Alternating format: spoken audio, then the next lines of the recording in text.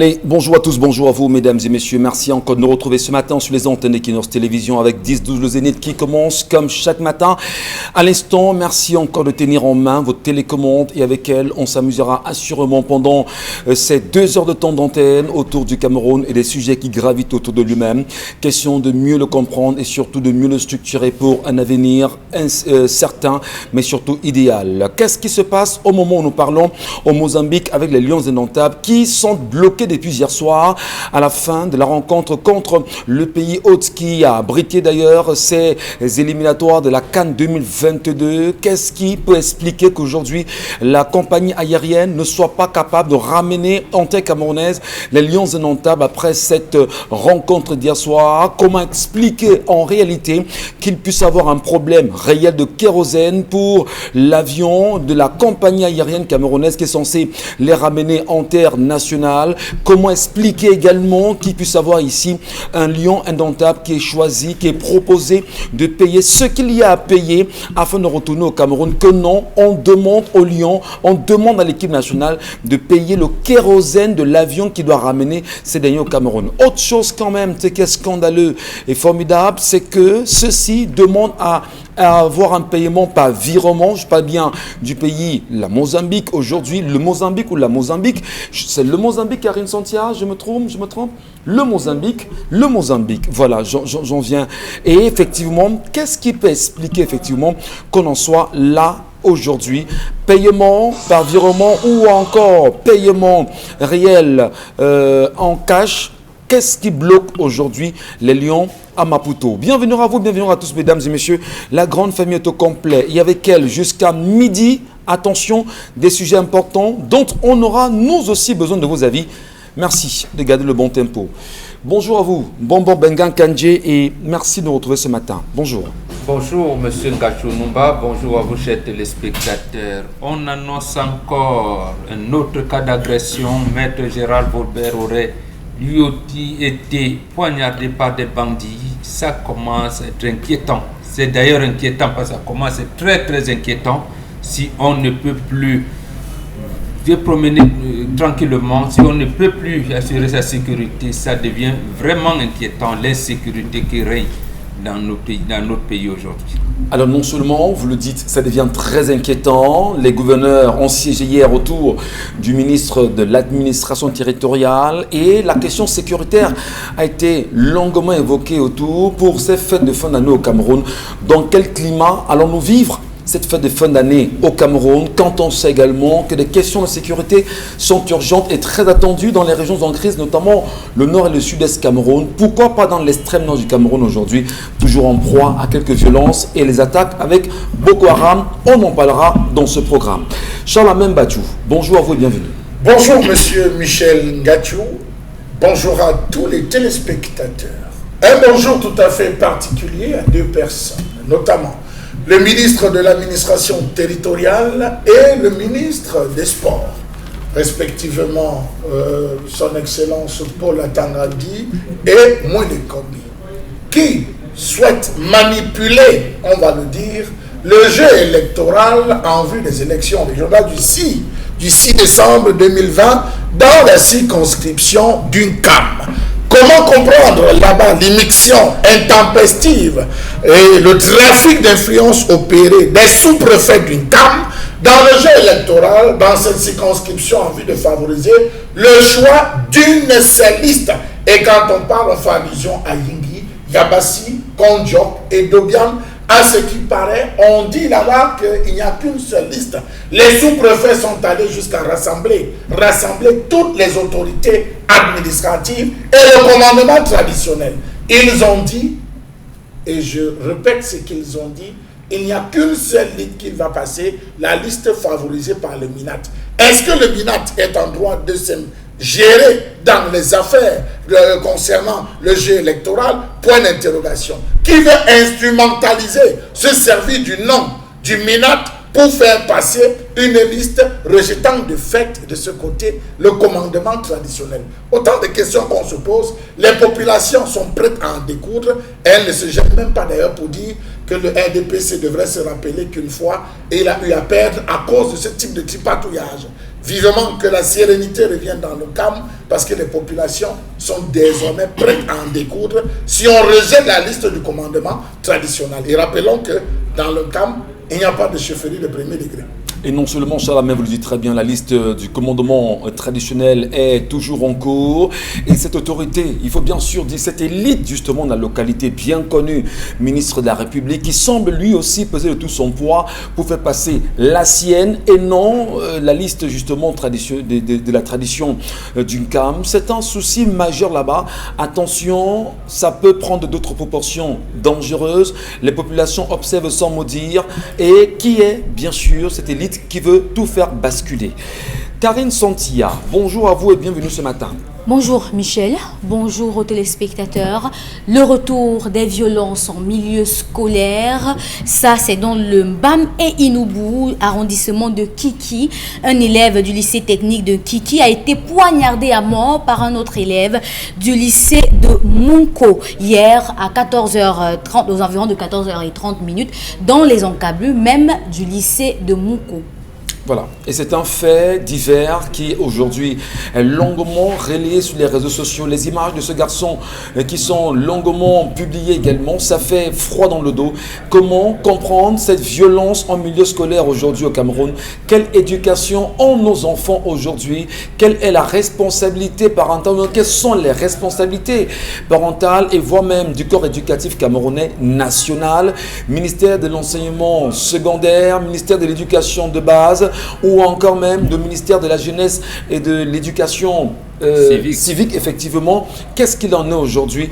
Qu'est-ce qu'on fait de la jeunesse devenue une jeunesse meurtrière dans les établissements scolaires au Cameroun? Dominique Audrey Oyengelek, bonjour à vous et bienvenue. Bonjour Michel Ngachou, bonjour aux téléspectateurs. Ce matin, j'adresse mes condoléances à toute la famille Emané et Tank qui ont perdu 3 de leurs membres sur la route Mbam et Bolova. Il était 17h par des billes de bois qui ont écrasé le révérend pasteur, son épouse et leur nouveau-né. Et la question que je me pose ce matin, c'est qu'est devenue la note, la circulaire de M. Robert Kili de 2014 qui stipulait que des gros porteurs, des camions et grumiers et autres ne devaient pas circuler entre 6h et 21h. Et à la réponse justement à la question posée, il faut bien le dire que quelques jours seulement après, il y a eu une levée sur cette question parce qu'il y a eu tellement de voix, de pression également sur l'ancien ministre des Transports afin de revenir à un climat de sérénité. Et il faut le dire, et c'était justement à la suite des accidents que cette circulaire a été signée. Malheureusement, l'état de droit, nous y sommes ou pas. Qu'est-ce qu'on fait pour entretenir, protéger les Camerounais? Comment la route peut encore tuer aujourd'hui? Qui sont ceux-là qui laissent circuler les billes de bois en longueur de journée sur les axes routiers au Cameroun? Les questions de sécurité, que fait justement la prévention routière aujourd'hui au Cameroun? Que nous dira le ministre du Transport? On attend sa sortie sur cette question malheureusement. Enfin, heureusement, malheureusement, on verra ce qu'il nous dira au courant de la journée. Madame, Monsieur, vous connaissez les plateformes comme d'habitude. Forcément, vous avez 10-12 le Zénith, c'est bien sûr sur Facebook. Pour ceux qui iront taper cette page, vous nous laisserez forcément un message et surtout vos appréciations des sujets qui seront évoqués sur ce plateau, ou encore pour vous qui nous regardez en live sur Facebook. Merci de réagir rapidement, mais surtout d'envoyer le maximum de cœur. Comme on le sait en même temps, beaucoup sont prêts à signaler la page parce qu'en même temps, nous avons signé le serment d'Hippocrate, vous dit la vérité chaque jour jusqu'à la fin de nos vies, la fin avec vous. Merci. L'histoire de ce matin, Dominique Audrey, il s'agit de quoi? Il s'agit de l'histoire d'une jeune femme âgée sensiblement de 28 ans. Elle raconte qu'elle vient d'intégrer une société de télécom dans la ville de Yaoundé. Et avant, ça fait 6 mois, elle a eu son travail là-bas. Avant de trouver ce travail-là, elle ne faisait pas grand-chose. Après l'école, elle a trimé, elle a chômé. Et elle partage sa vie avec un monsieur qui est agent d'entretien dans un hôpital, dans les personnes qui font le ménage, dans les hôpitaux. Donc, la relation, c'est là. Ils ne sont pas hyper riches, mais du moins, ils ont quand même de quoi manger chaque jour. Même si... Ils ne sont pas hyper riches, c'est qu'ils sont déjà riches. Non, je veux dire qu'ils ont de quoi manger. Très bien. Ils sont en dessous de la modestie, de la vie modeste. Donc, au moins, tous les soirs, ils peuvent avoir de quoi sauter du riz. Et donc, avec ce travail, la jeune femme a eu la possibilité de soutenir son conjoint qui ne gagnait pas grand-chose. Et à 6 mois de travail, elle a commencé à avoir des avances de son patron. Elle dit qu'elle a fini par céder et lors d'une soirée ou d'une invitation de son supérieur, de son patron, il y a eu ce qu'il y a eu.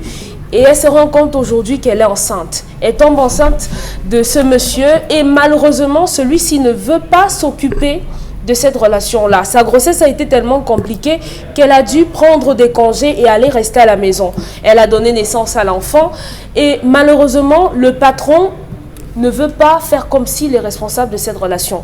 Son conjoint à la maison sait que c'est lui le père de l'enfant et elle dit qu'elle s'est engagée là-dedans parce qu'elle avait l'espoir qu'elle est mieux. Elle a un avancement rapide dans son travail, elle a une amélioration salariale également. Mais aujourd'hui, le patron fait comme s'il n'avait jamais rien eu entre les deux, ne fait même pas mention de l'enfant, fait comme si elle n'existait simplement pas. Donc aujourd'hui, elle aimerait qu'on lui dise comment faire pour amener le père de son enfant, le véritable père de son enfant, à s'occuper quand celui-ci lui a demandé de se faire avorter et qu'elle a refusé. Très bien. Histoire compliquée quand même. On va se demander qui sont ces patrons qui font des enfants avec leurs employés et ne veulent pas en assumer les conséquences. Qui sont ces filles en même temps qui choisissent d'aller avec les patrons, sachant quelquefois que le patron est marié et ne respectant pas la dame de ce dernier et s'engagent quand même dans une aventure qui peut sembler être compliquée pour elle.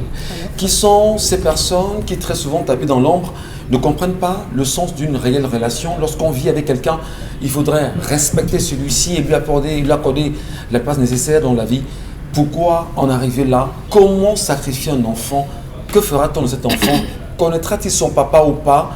Comment amener le monsieur effectivement à s'en occuper? C'est ça son problème. Oui. Et surtout, comment l'amener à céder à une bonne gestion, une bonne éducation de l'enfant. Alors, qu'est-ce qu'elle fait entre-temps de son gars avec qui elle vivait là? Rien du tout.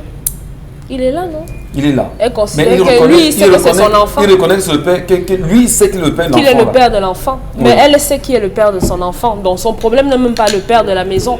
C'est le père, l'autre père là. C'est lui qu'elle veut. Alors, justement, une histoire comme celle-là, Dominique Audrey, vous avez la parole. Comment est-ce qu'on résout ça? Une femme, elle veut trouver une solution aujourd'hui. C'est normal, respect. Mais à un moment donné, on manque de mots. Mais qu'est-ce qui peut l'amener déjà à poser un acte pareil? Vous avez un homme avec qui vous vivez, vous êtes censé le respecter, vous ne le respectez pas. Même pas du tout. Vous estimez que le temps d'une invitation, les choses vont très vite, et vous vous rendez compte bizarrement après que vous êtes enceinte. Après, à quel âge? Après 28 ans, après un coup d'un soir où on s'envoie en l'air sans préservatif avec quelqu'un qu'on ne connaît pas. C'est de la légèreté. La légèreté. Oui. Moi, je ne connais pas, elle connaît. Quelqu'un connaît.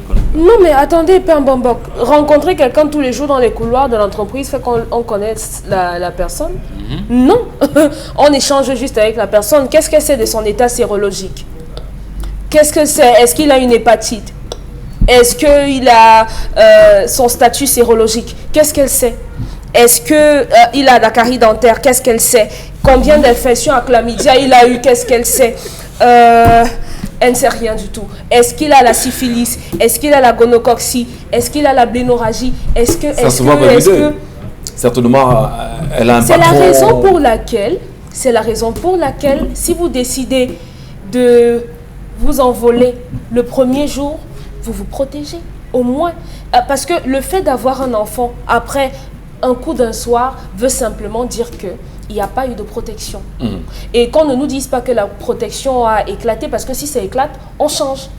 Donc, ils ne se sont pas protégés du tout. C'est une femme volage. C'est une femme légère. Et des comme celle-là, comme je dis généralement, la société n'en a pas besoin. Parce que c'est à cause des femmes, de ces attitudes-là, que Bombok et Charlemagne ne seront pas doux avec les femmes. Pourquoi vous dans Bombok et Charlemagne?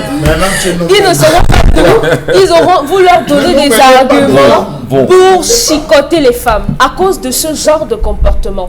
Une femme est censée être une femme digne. Je suis contre les relations au travail. Vous le savez déjà, même si vous n'êtes pas d'accord. On ne sort pas avec ses collègues. Vous, mis pour qui? Vous, Ngachou Michel. Ah ben d'accord. Oui. Avant qu'on voit souvent vos petits regards ici. Ce ne sont que des regards. Je regarde tout le monde, Charles. Je vous en prie. Ne cédez pas justement aux intrigues de Chalamel. Évoluez dans l'analyse. Ça ne se passe pas comme ça, Michel. Aujourd'hui, malheureusement, on a ça.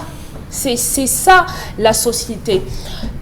On aura beau dire que non, mais c'est parce que le patron m'a dragué, il m'a mis la pression. Lorsqu'on a des valeurs, lorsqu'on a des principes, si vous avez un patron qui vous fait du chantage et vous dit, si vous ne vous mettez pas avec moi, je vous vire, vous partez.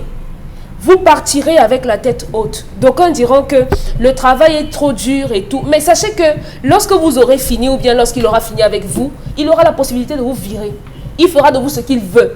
Donc, moi, je préfère perdre mon travail et avoir la tête haute au lieu de perdre mon travail après avoir été souillé. Parce que être digne fait que vous pouvez vous bomber le torse n'importe où. Vous pouvez parler n'importe où. Aujourd'hui, on a une gente féminine qui, si elle est passée dans 5 entreprises, dans les 5 entreprises, elle a été une case de passage pour tous les hommes de l'entreprise. Promotion canapé. Promotion canapé, malheureusement. Et ce n'est pas bien parce qu'on finit par vous caricaturer, on finit par vous catégoriser. Et ce n'est pas bien lorsqu'on est une femme. Alors, maintenant, pour l'histoire de ce matin, justement, Dominique Audrey, monsieur. qu'est-ce qu'elle peut faire pour amener certainement ce monsieur à reconnaître son enfant? Non, je le lui ai déjà dit directement, Michel. Je n'ai pas de conseil à lui donner. Aucun Je ne conseil. pourrais pas lui dire que aller faire un tapage sur son lieu de service, aller faire. Vous ne pouvez pas l'obliger. Cet homme estime que de la façon dont vous avez été légère avec lui, vous avez été légère avec d'autres hommes et rien ne lui garantit que c'est son enfant. C'est simplement ce qu'il a dans sa tête. Donc qu'elle s'en occupe simplement. Oui, qu'elle continue de Qu'elle digère son travailler. mal, comme dirait quelqu'un. Et qu'elle libère le monsieur de la maison.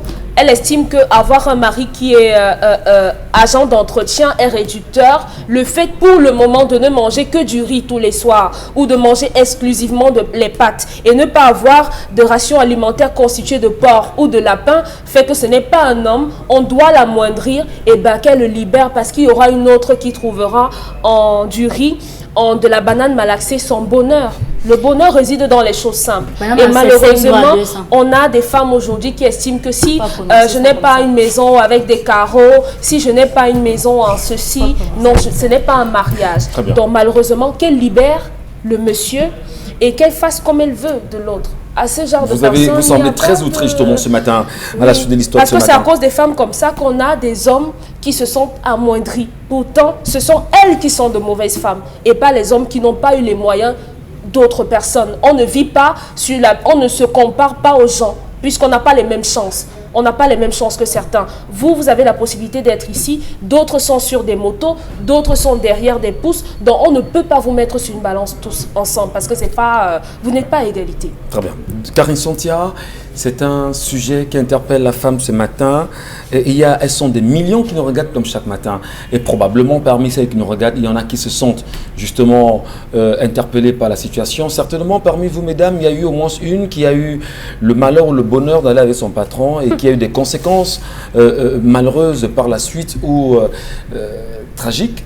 On peut Ou même heureuse. dire, ou bon, je ne sais pas s'il y en a eu, peut-être aussi heureuse, on ne sait jamais. Mais oui. Il y en Alors a eu justement, des heureuses. ce matin, on en parle. Aller avec son patron, c'est dangereux ou pas? Si vous êtes célibataire, faites ce que vous voulez. Je comprends pas. Si vous êtes célibataire, faites ce que vous voulez, soyez responsable. Mais si vous êtes déjà marié, ça change tout. Ça change tout. Parce qu'il est inadmissible que vous ayez quand même accepté de dormir dans la maison d'un homme. Vous passez la nuit avec lui. La nuit prochaine, vous allez dormir avec votre patron et le lendemain matin, vous revenez, vous passez encore la nuit avec votre mari. Qu'est-ce que ça donne pour vous-même? Qu'est-ce que ça donne pour l'image même que vous avez de votre propre personne? Et moi, cette histoire, je la commenterai en disant à malin, malin et demi. Parce que toutes les femmes, elle a fait beaucoup de mathématiques, beaucoup de calculs pour son futur qui est un peu incertain, avec quelqu'un qui fait aussi des mathématiques. Il faut qu'elle sache que les plus grands philosophes de l'histoire étaient aussi des mathématiciens. pendant qu'elle pense que quelqu'un ne réfléchit pas, la personne réfléchit 4 fois qu'elle. Et voilà ce qui s'est passé. Elle a pensé mettre le grappin sur le patron, justement pour avoir un poste supplémentaire ou encore une augmentation de salaire et autres. Elle s'est retrouvée face à quelqu'un qui sait quel genre de personne elle est. Il sait. Vous pensez que les patrons, quand ils abordent leurs employés, ils ne savent pas quel genre de mentalité vous pouvez avoir. Ils le savent très bien. Il dit très bien. Il sait que cette fille est capable d'accepter. Il sait que cette fille ne peut jamais accepter. Mais voilà comment je peux faire pour qu'elle tombe. Il sait que cette autre fille, même si je fais n'importe quoi, je ne peux pas aller vers elle parce qu'elle risque même m'exposer. Ils savent. Donc quand ils viennent vers vous, ils sont psychologiquement préparés. Elle reste là avec son corps dans une entreprise, elle prend son corps, elle donne au patron, elle ne se protège pas et l'enfant arrive, elle même encore fait le chantage. Elle qui? Elle qui? Ils avaient un contrat d'enfantement.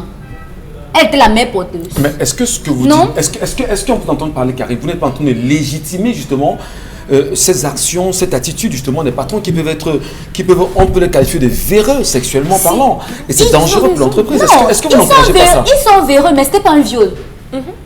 Oui, mais c'est des attitudes consentantes, on est d'accord. Oui, ils sont véreux, mais il s'agit d'un acte sexuel entre deux adultes vaccinés. Il y a une qui est mariée.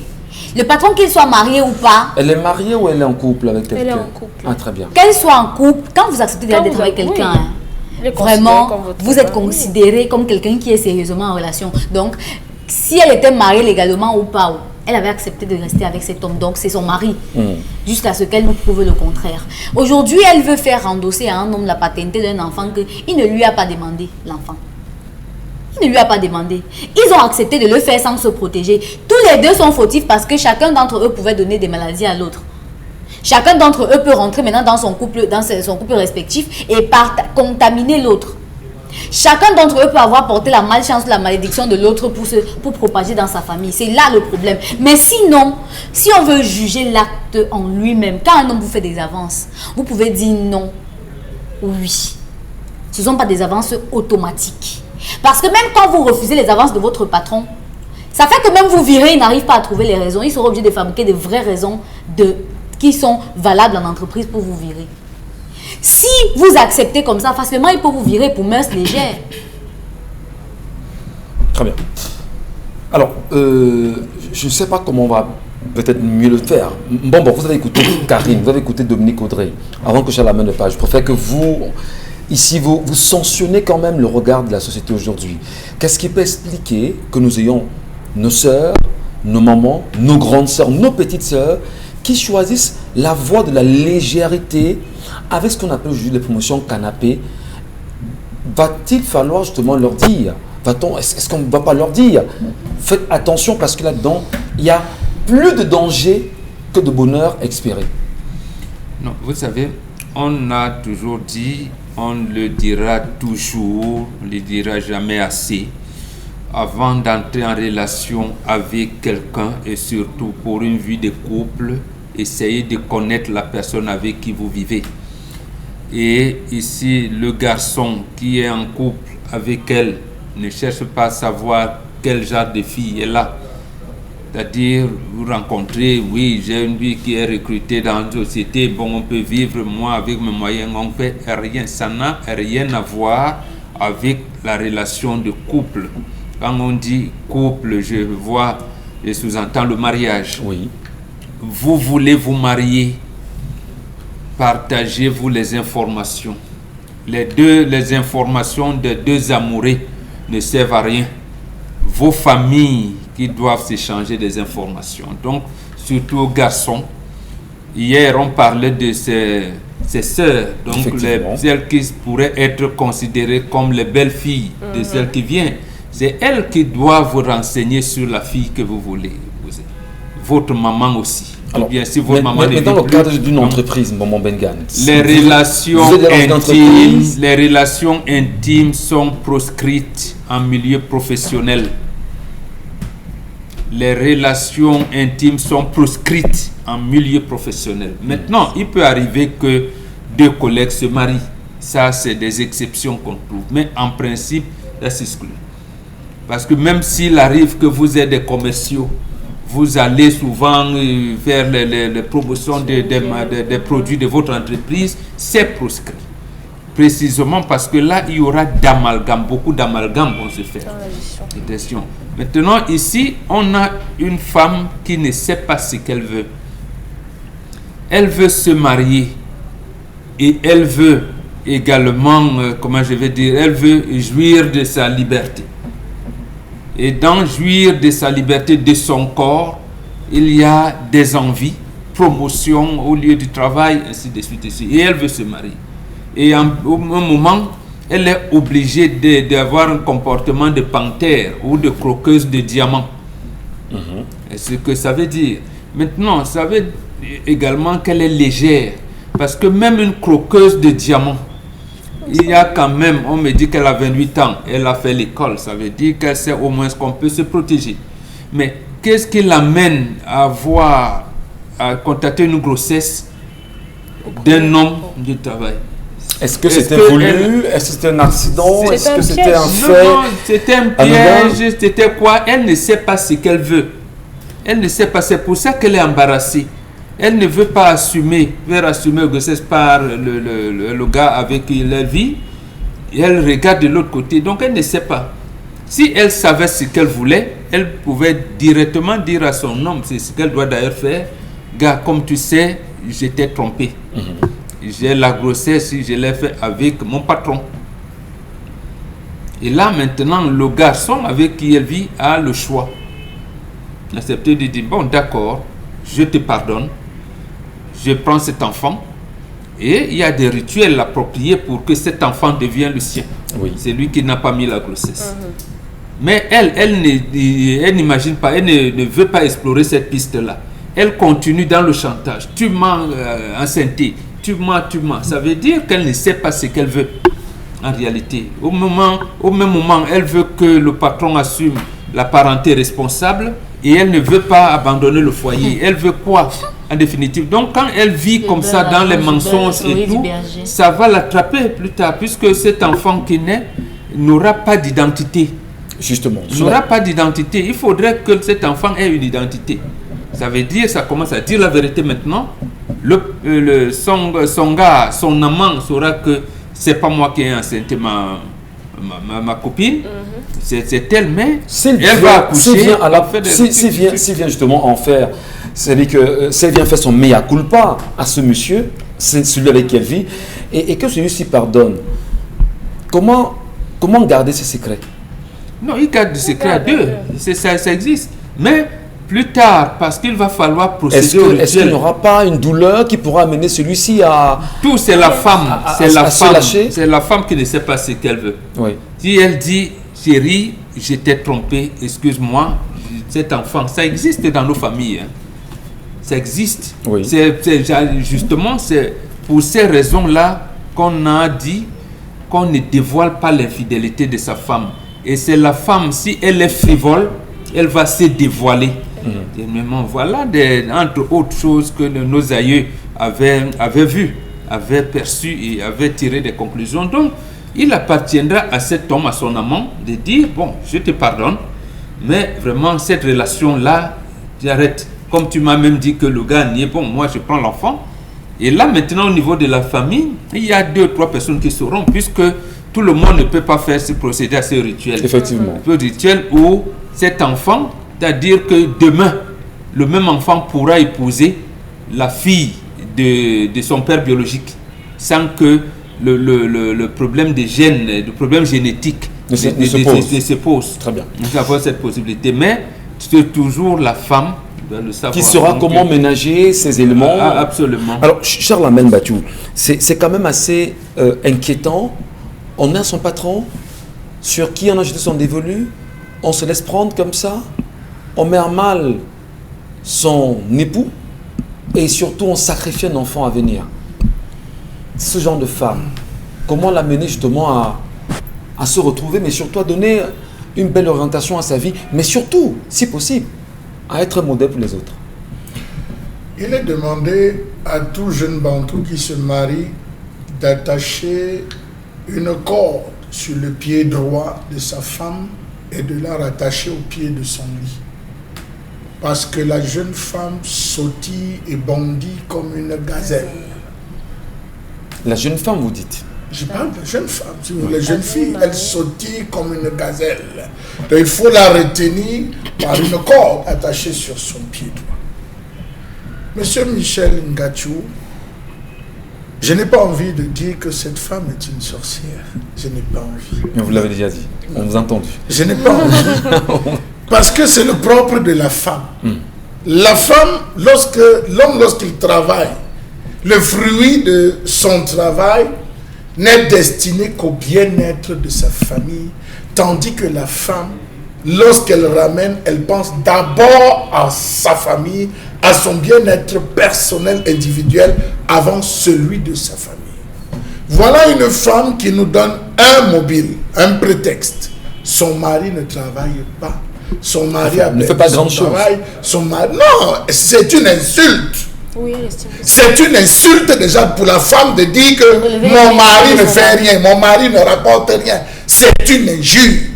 À aucun moment vous allez entendre un homme le dire que ma femme ne rapporte rien, ma femme est... Non, c'est quand on est dans les engueulades à deux dans un coin à deux, où tu dis tu produis même quoi?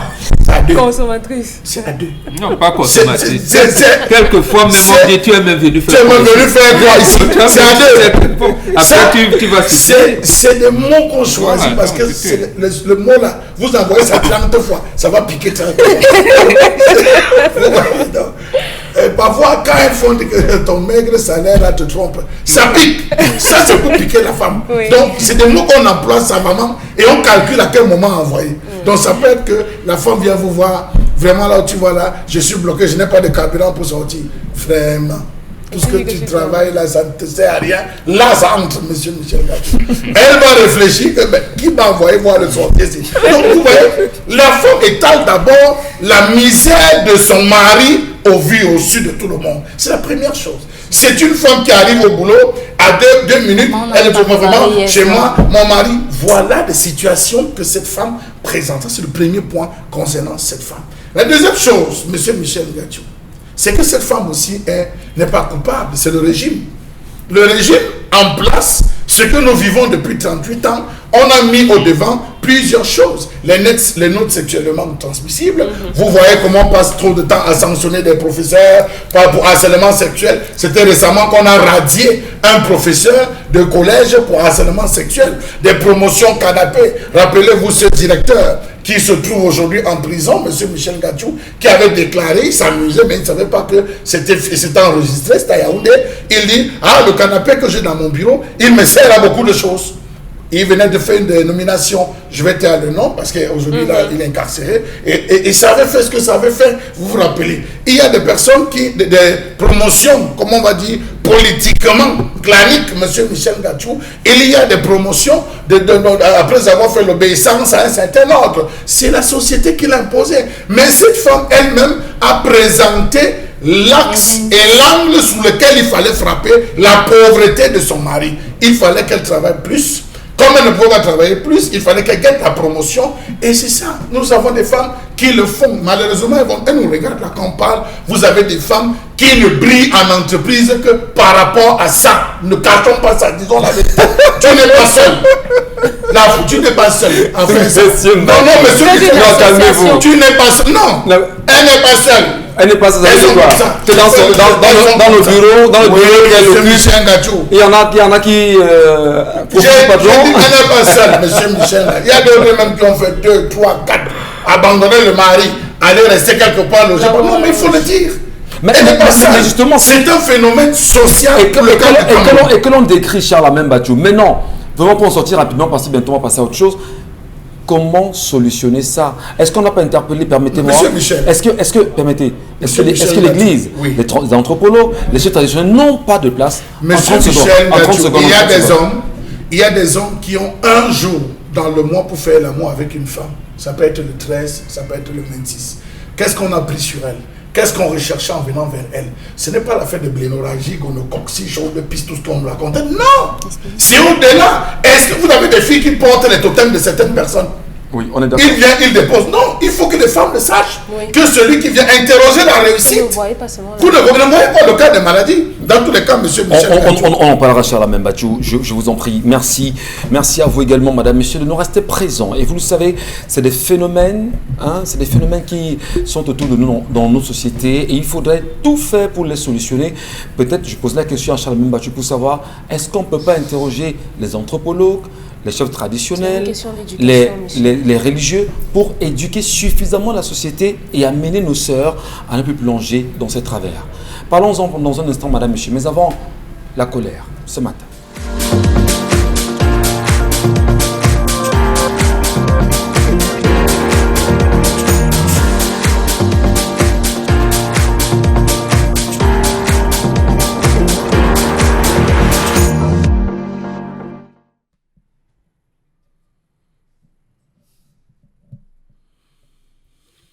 Je m'interroge ce jour sur la question de l'impact des différentes tournées effectuées par les autorités administratives et la prise en compte réelle des problèmes des populations.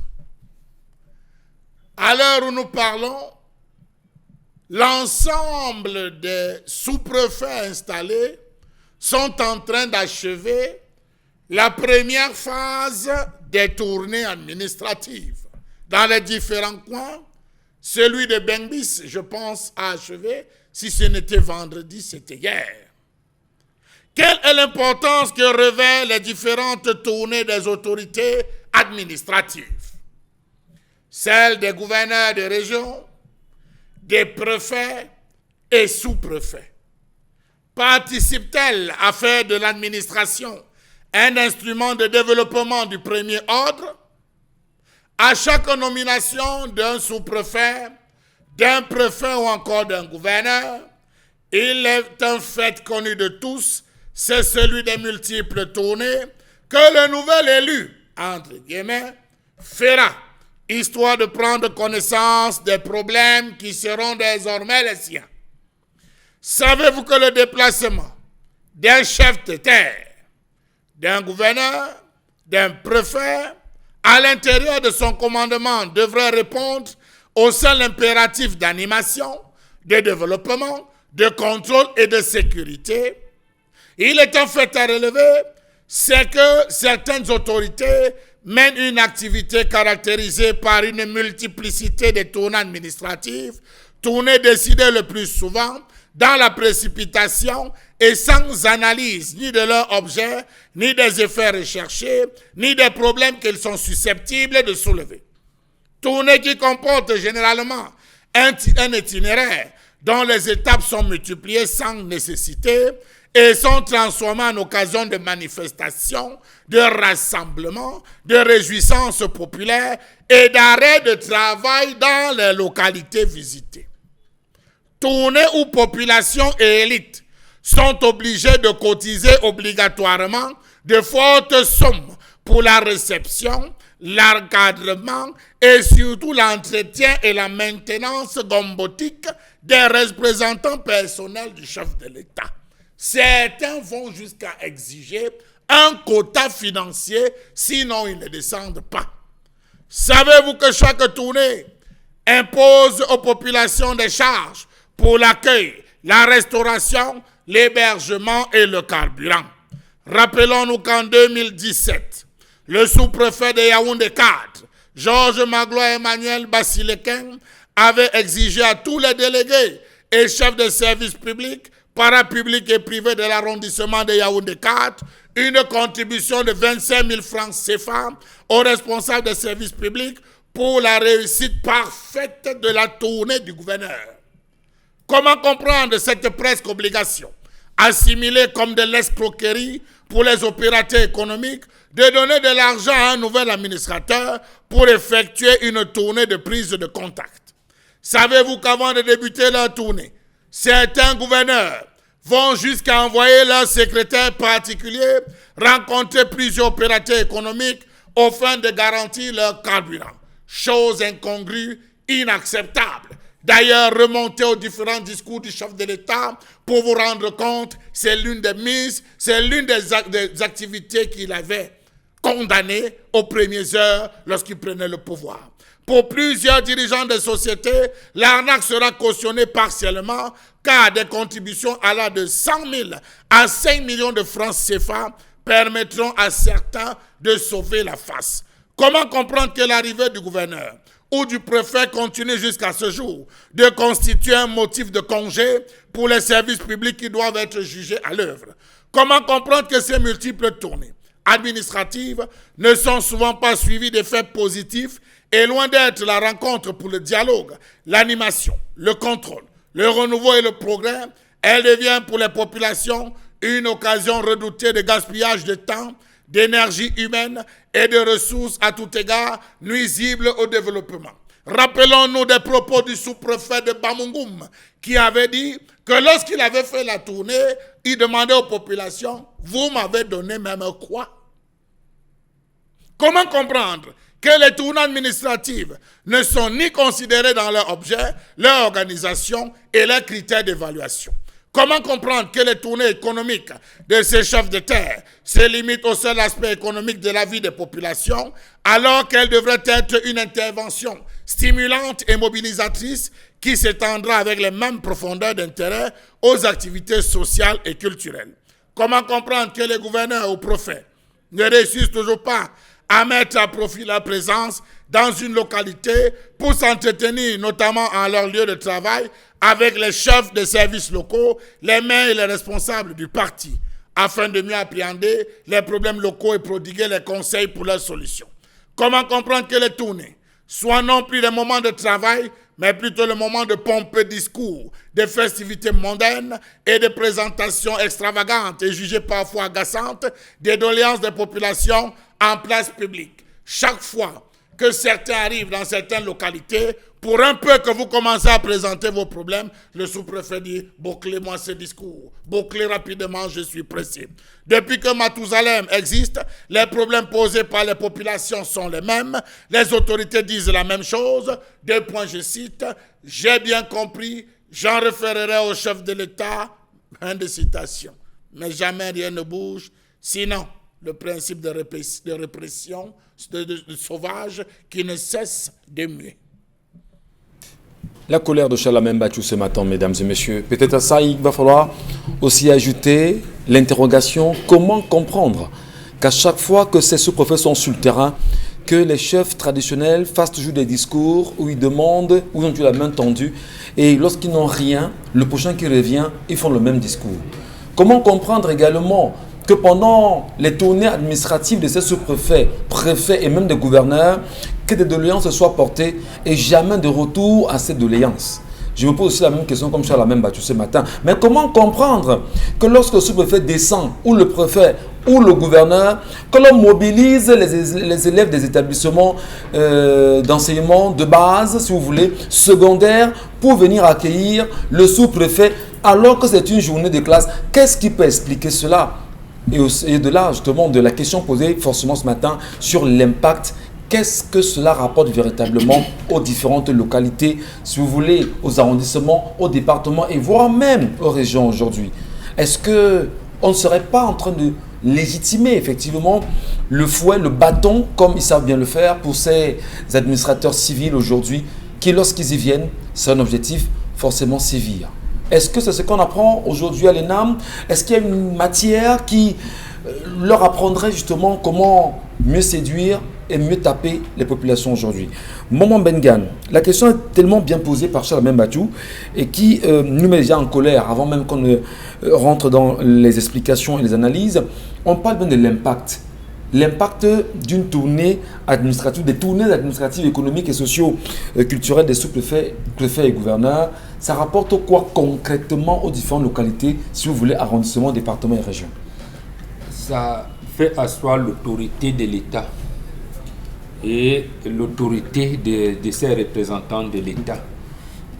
D'abord, il faut admettre que, en fait, les textes ou alors le fonctionnement de la République du Cameroun voudrait que chaque fois qu'une autorité administrative est nommée, il doit procéder à 2 visites. La première visite est une visite de prise de contact. La deuxième visite est une visite économique. Dans prise de contact, il faut justement voir qu'il s'imprègne de tout. D'abord, pour me parler des autorités administratives, les chefs de village qui sont sous son autorité, est-ce qu'il y a combien de chefs premier degré, deuxième, troisième degré, il doit connaître. Et les villages, tout, des services centraux extérieurs de ministre, parce qu'en fait, il y a un décret de 2008 qui est venu repréciser cela quand il fait du gouverneur, du préfet, du sous-préfet, le représentant du chef de l'État. Alors qu'ils sont les délégués départementaux, régionaux et tout, du ministère de l'administration territoriale. Comme ça chamboulait là, un décret de 2008 est venu donner, du moins faire taire tout. Comme le sous-préfet, on dit est le représentant du gouverneur dans sa circonscription administrative. Mais le gouverneur, lui, il est représentant du gouverneur et tous les ministres.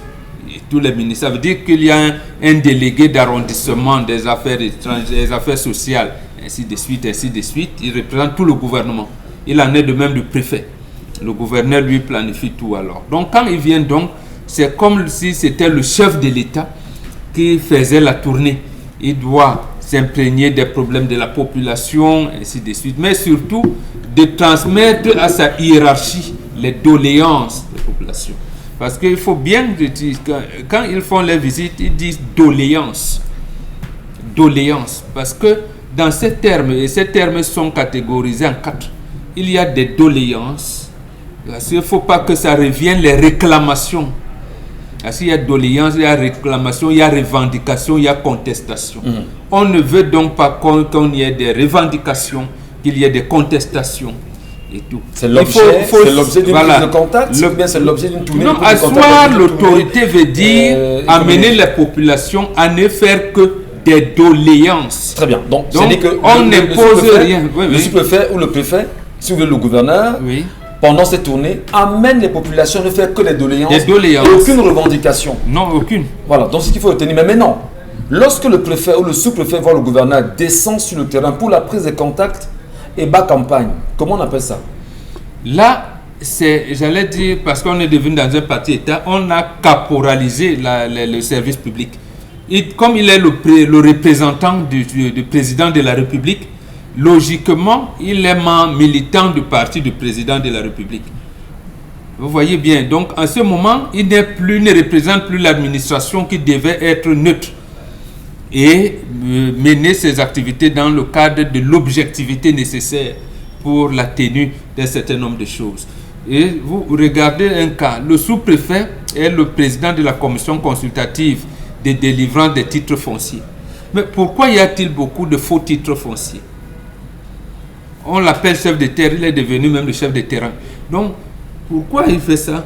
Or, chaque fois, quand il agit, il veille à ce que quand il y a un lotissement quelque part, on lui donne sa part gratuitement. Maintenant, comment va-t-il mobiliser les services publics, des cadastres, de l'agriculture et tout, pour venir savoir que M. Ngachou, oui, a mis ce terrain en valeur, ça lui revient, voilà le procès verbal. Non, vous devez donner quelque chose. Vous devez donner le carburant à tout ce monde-là, ainsi de suite, ainsi de suite. Mais Charles Mbachou a évoqué un élément qui est très compliqué. Comment vous expliquez que pendant chaque tournée de prise de contact ou chaque tournée économique, que ce soit accompagné des enveloppes? C'est quoi l'objectif? Qu'est-ce qu'on met? Qu'est-ce qui peut stimuler et amener les gens à corrompre l'autorité administrative? C'est quoi l'intérêt? Non, c'est comme ça que l'État du Cameroun a été bâti depuis 1957. La corruption, ils ont le commandement. Ils ont le commandement et lié à la tradition africaine. Quand vous recevez un étranger, vous devez lui donner toutes les commodités, vous devez lui donner à manger et tout. Comme c'est un étranger, j'allais dire, de grande importance, vous pouvez même lui donner des présents. Il rentre à la maison avec les boucs, les porcs et tout ce que vous voulez. Mais ce n'est pas une exigence. Et ils en ont fait une exigence. Au point où, quand le sous-préfet, le préfet, le gouverneur travaillent, on exige à tout le monde de donner une contribution. Et ce ne devrait pas être fait parce qu'en fait, ils ont les frais de mission. Pour faire cette tournée-là, ils ont les frais de mission. Ils ont la carte administrative, biographique de leur unité administrative, de leur unité de commandement. Ils savent que l'état de route, et on leur donne des voitures appropriées, des bons de carburant appropriés et l'argent, le fonds nécessaire pour faire cette tournée-là sans, j'allais dire, amener les populations à arnaquer les populations, si vous pouvez me permettre. Karine Santia, justement, le regard que vous jetez sur la colère, le regard que vous lancez sur la colère exprimée ce matin, va-t-on dire qu'il nous sert à grand chose lors de cette tournée ou pas? Moi, je ne trouve pas trop qu'ils nous servent parce que je n'ai pas encore vu ce que ça a apporté après. Parce que, on vous dit qu'il y a 3 tournées. Ça veut dire que la première est la prise de contact et la deuxième est économie. Ça veut dire qu'il rencontre tous les opérateurs économiques de la localité. Et ça lui permet d'avoir le pool même du développement économique de la circonscription administrative dans laquelle il se trouve. Et vous voyez que ce qui se passe, en fait, c'est que la tournée économique, particulièrement, c'est une tournée d'argent. J'ai l'impression que lorsqu'ils font les tournées économiques, c'est pour récupérer les fonds de chaque entreprise, opérateur économique de la localité. Oui. Et vous allez vous rendre compte que ce sont des tournées qui sont très très pompeuses. Il y a parfois des you-you. Vous vous souvenez-vous que même dans vos villages, lorsque le sous-préfet voulait y arriver en tournée, on demande jusqu'aujourd'hui à nos mamans d'aller dans les plantations, chercher les meilleurs régimes de bananes, les meilleurs macabos, les plus gros ignames, les maniocs les plus longs et les plus épais pour déposer sur la place publique. Lorsque le sous-préfet va arriver, ils avaient toujours une petite camionnette qui permettait de ramasser tous ces vivres-là et partir avec. Ça, c'est des choses que nous avons vécues lorsqu'on était toutes petites. Donc, vous comprenez que c'est un processus qui a été entretenu pendant longtemps. Nous avons pensé, les populations, que c'était à nous de nourrir le sous-préfet ou encore les administrateurs parce qu'ils venaient chez nous. On a oublié qu'en retour de cela, ils avaient des comptes à nous rendre et des choses à faire pour nous. Lorsque, par exemple, le sous-préfet, lorsqu'il a été nommé en 2018, le sous-préfet du village, comment est-ce que je vais le prononcer, du village Nganha, le sous-préfet de Nganha avait été nommé quand il faisait sa tournée. Il est arrivé à un moment où il est arrivé dans le village, il a pris le pouls, il a fini par distribuer les lampes torches au comité de vigilance et des piles. Ça veut dire que le constat qu'il a fait de suite, c'était qu'il y a un problème d'électricité d'abord dans la localité. Et le deuxième problème, c'est qu'il y a un problème d'insécurité.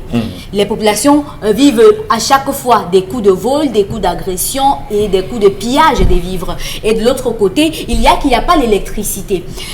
Lorsqu'il donne cela, il rentre. Il peut revenir encore si il est reconnu dans ses fonctions, refaire la même chose. Parce que finalement, aujourd'hui nous sommes en 2018, est-ce que c'est pour autant que les problèmes, les doléances que ces populations ont posées au sous-préfet sont arrivés à Yaoundé, comme ils le disent souvent, nous allons les poser vos problèmes à qui de droit. Finalement, ça n'arrive pas. Et vous allez vous rendre compte que les tournées des sous-préfets et autres permettent de prendre le pouls du mode de vie des uns et des autres. Ça permet de prendre le pouls de la culture. Parfois, quand on vous envoie dans une localité qui n'est pas la vôtre, vous êtes censé apprendre au moins le minimum des us et des coutumes. Ça fait que quand vous allez interpréter notamment les nominations ou encore le choix des chefs dans les chefferies, des notables et autres, vous n'allez pas être hors de la plaque comme ce qui s'est passé Mbombo Mengane que vous releviez ici là, que ce soit dans le Cam ou bien encore à l'ouest. On en parle, Karine, c'est très important justement d'en venir dessus, et on va surtout questionner le lien qu'il y a entre élus entre guillemets et élus connus. Qui finalement gouverne qui? À qui doit-on rendre compte? Le maire ou le sous-préfet, voire le gouverneur ou le préfet?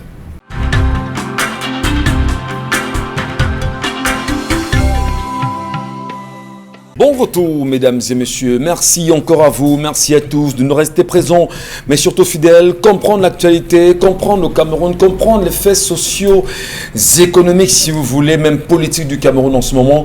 Et à travers ce talk show qui vous est proposé de lundi à vendredi sur les antennes de la première télévision privée du Cameroun. Nous sommes encore fiers, madame, messieurs, de vous servir comme c'est le cas chaque jour. Allez, on parle à l'instant de l'impact administratif, autant pour moi, les impacts administratifs, économiques et voire socio-culturels des sous-préfets, préfets et gouverneurs. Et tout à l'heure, Karine Sontia semblait nous faire savoir justement que ceci n'a pas de réel impact en réalité. Alors, quand on dit tourner, il y a des pots de vin, il y a des enveloppes qui passent avec. Et permettez-moi de vous rappeler, Karine Sontia, de mon temps de reporter, puisque je le suis toujours, il est important de vous dire, il y a toujours quelqu'un là qui est proche du préfet ou du sous-préfet. Vous ne le voyez jamais, mais c'est lui qui fait la ronde. Il sait exactement à qui prendre l'enveloppe et il est toujours discret. Non, mais il n'est jamais dans la foule. il n'est jamais dans la foule, mais il est dans le cortège. On Et jamais prend dans la foule. l'enveloppe Voilà. 2 semaines avant. Soit c'est des jamais femmes. le jour. Non, Non, on prend même toujours le jour, je la Non, mêle. Je non. dis même le jour. On prend toujours l'enveloppe avant. On prend toujours l'enveloppe avant. C'est pour ça que dans les remerciements, les noms de ceux qui ont cotisé figurent. Vous allez remercier. On vous remercie toujours. On prend avant. Très Ce bien. n'est pas en Mais le but de cette tournée, c'est de prendre le pouls de la localité dans laquelle vous êtes.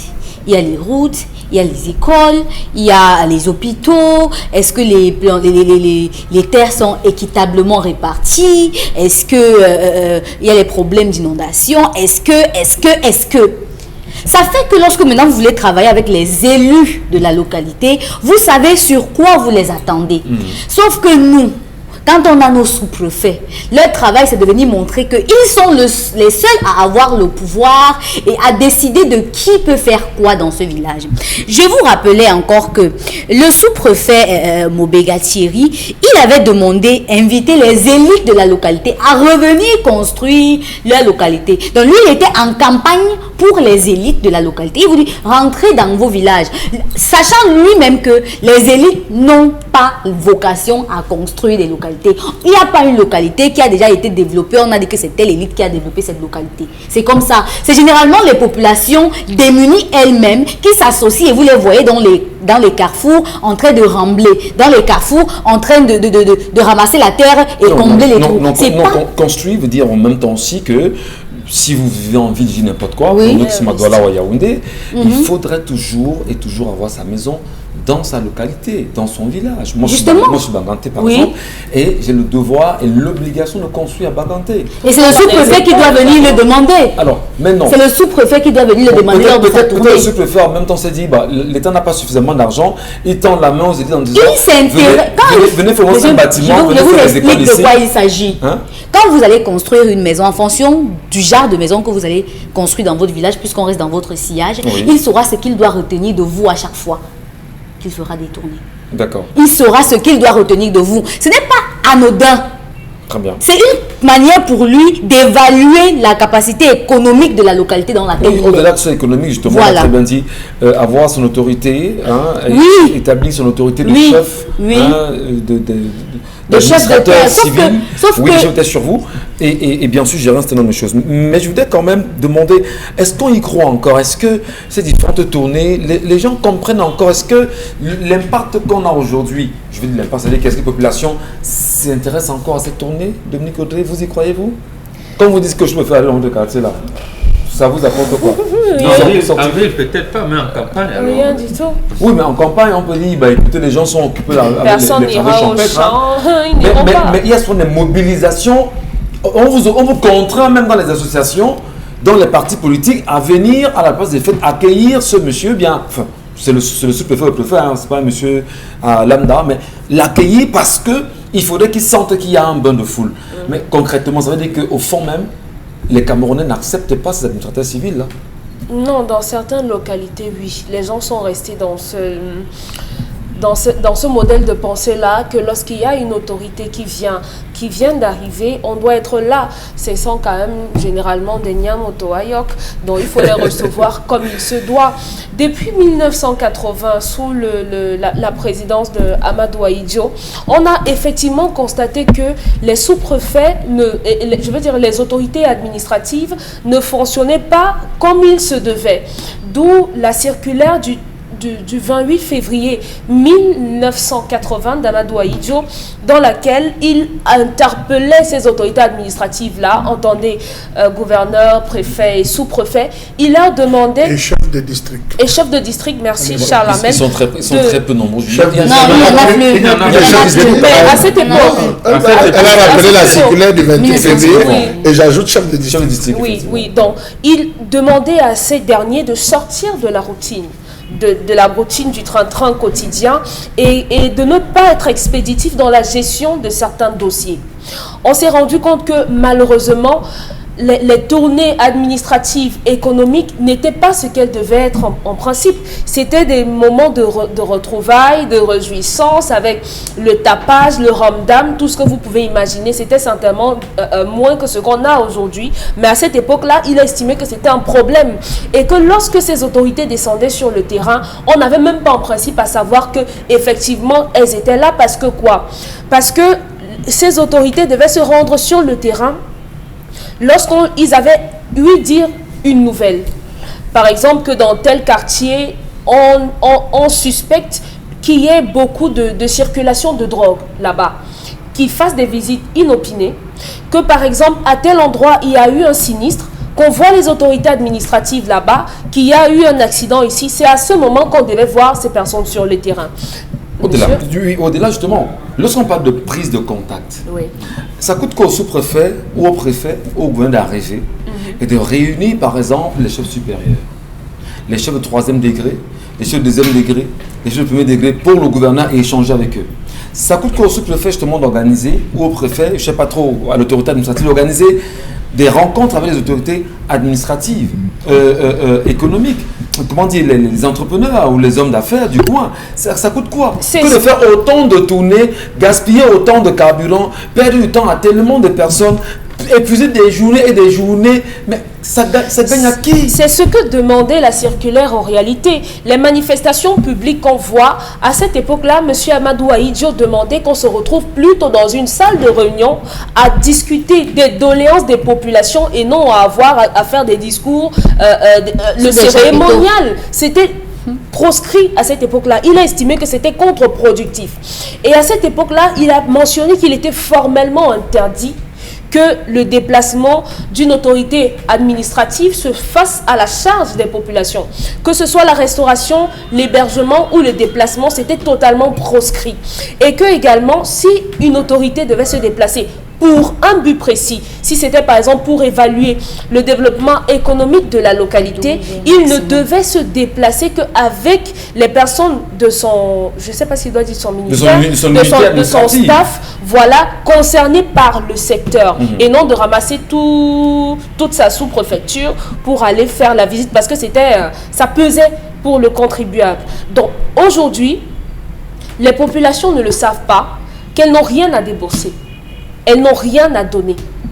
Il n'y a pas Si on a aujourd'hui des mamans au village qui veulent donner, ça doit se faire de leur bon vouloir. De leur bon vouloir, et ce n'est pas une obligation. C'est contre-productif d'avoir des autorités, des administrateurs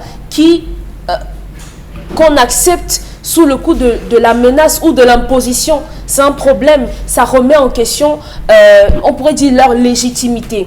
Aujourd'hui, ce que les populations attendent de leurs administrateurs, c'est qu'ils aient une oreille qui les écoute et qu'une personne puisse porter la voix. Parce qu'on demandait justement au travers de cette circulaire que ce soit rapide, que lorsqu'on est passé dans un quartier, dans un village, et qu'on ait pris le rapport là-bas des populations qui ont un problème d'eau, ou bien avec des écoles, avec des piquets, qu'on remonte rapidement la doléance pour que ce soit rapidement traité. C'est incroyable quand même, Dominique Audrey.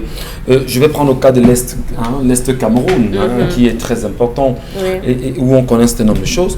Vous avez les délégations régionales. Vous avez les délégations départementales de différents ministères. Lorsque le sous-préfet arrive, il va faire forcément, comme on l'a très bien dit ici, une tournée économique. On va toucher chaque administration pour comprendre. Mais qu'est-ce que cela coûte au préfet, au sous-préfet, d'organiser une réunion avec tous les chefs de département de ces ministères et de pouvoir évaluer aux besoins justement l'évolution. Dans l'administration, et rappelez-vous de l'expression toucher du doigt. Toucher du doigt. Voilà, il faut toucher du doigt.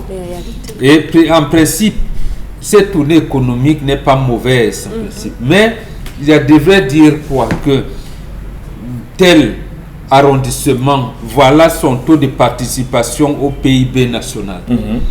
La production de cacao chute souvent parce que. Donc, ils viennent donc voir, en principe, que les voies de communication, donc la voirie, il n'y a pas de route, si vous voulez, de voir quel est le degré d'abîmage des routes des exploitants forestiers. Mais eux, ce n'est pas comme ça, puisque l'exploitant forestier va donner le carburant et tout, plus même que les villageois, les élites. Ça veut donc dire que ça ne sert à rien. Non, à la base, c'est bon. Le projet est bon. Mais il faut donc l'annuler. Il faut donc un entrepreneur en chef qui veille sur cela.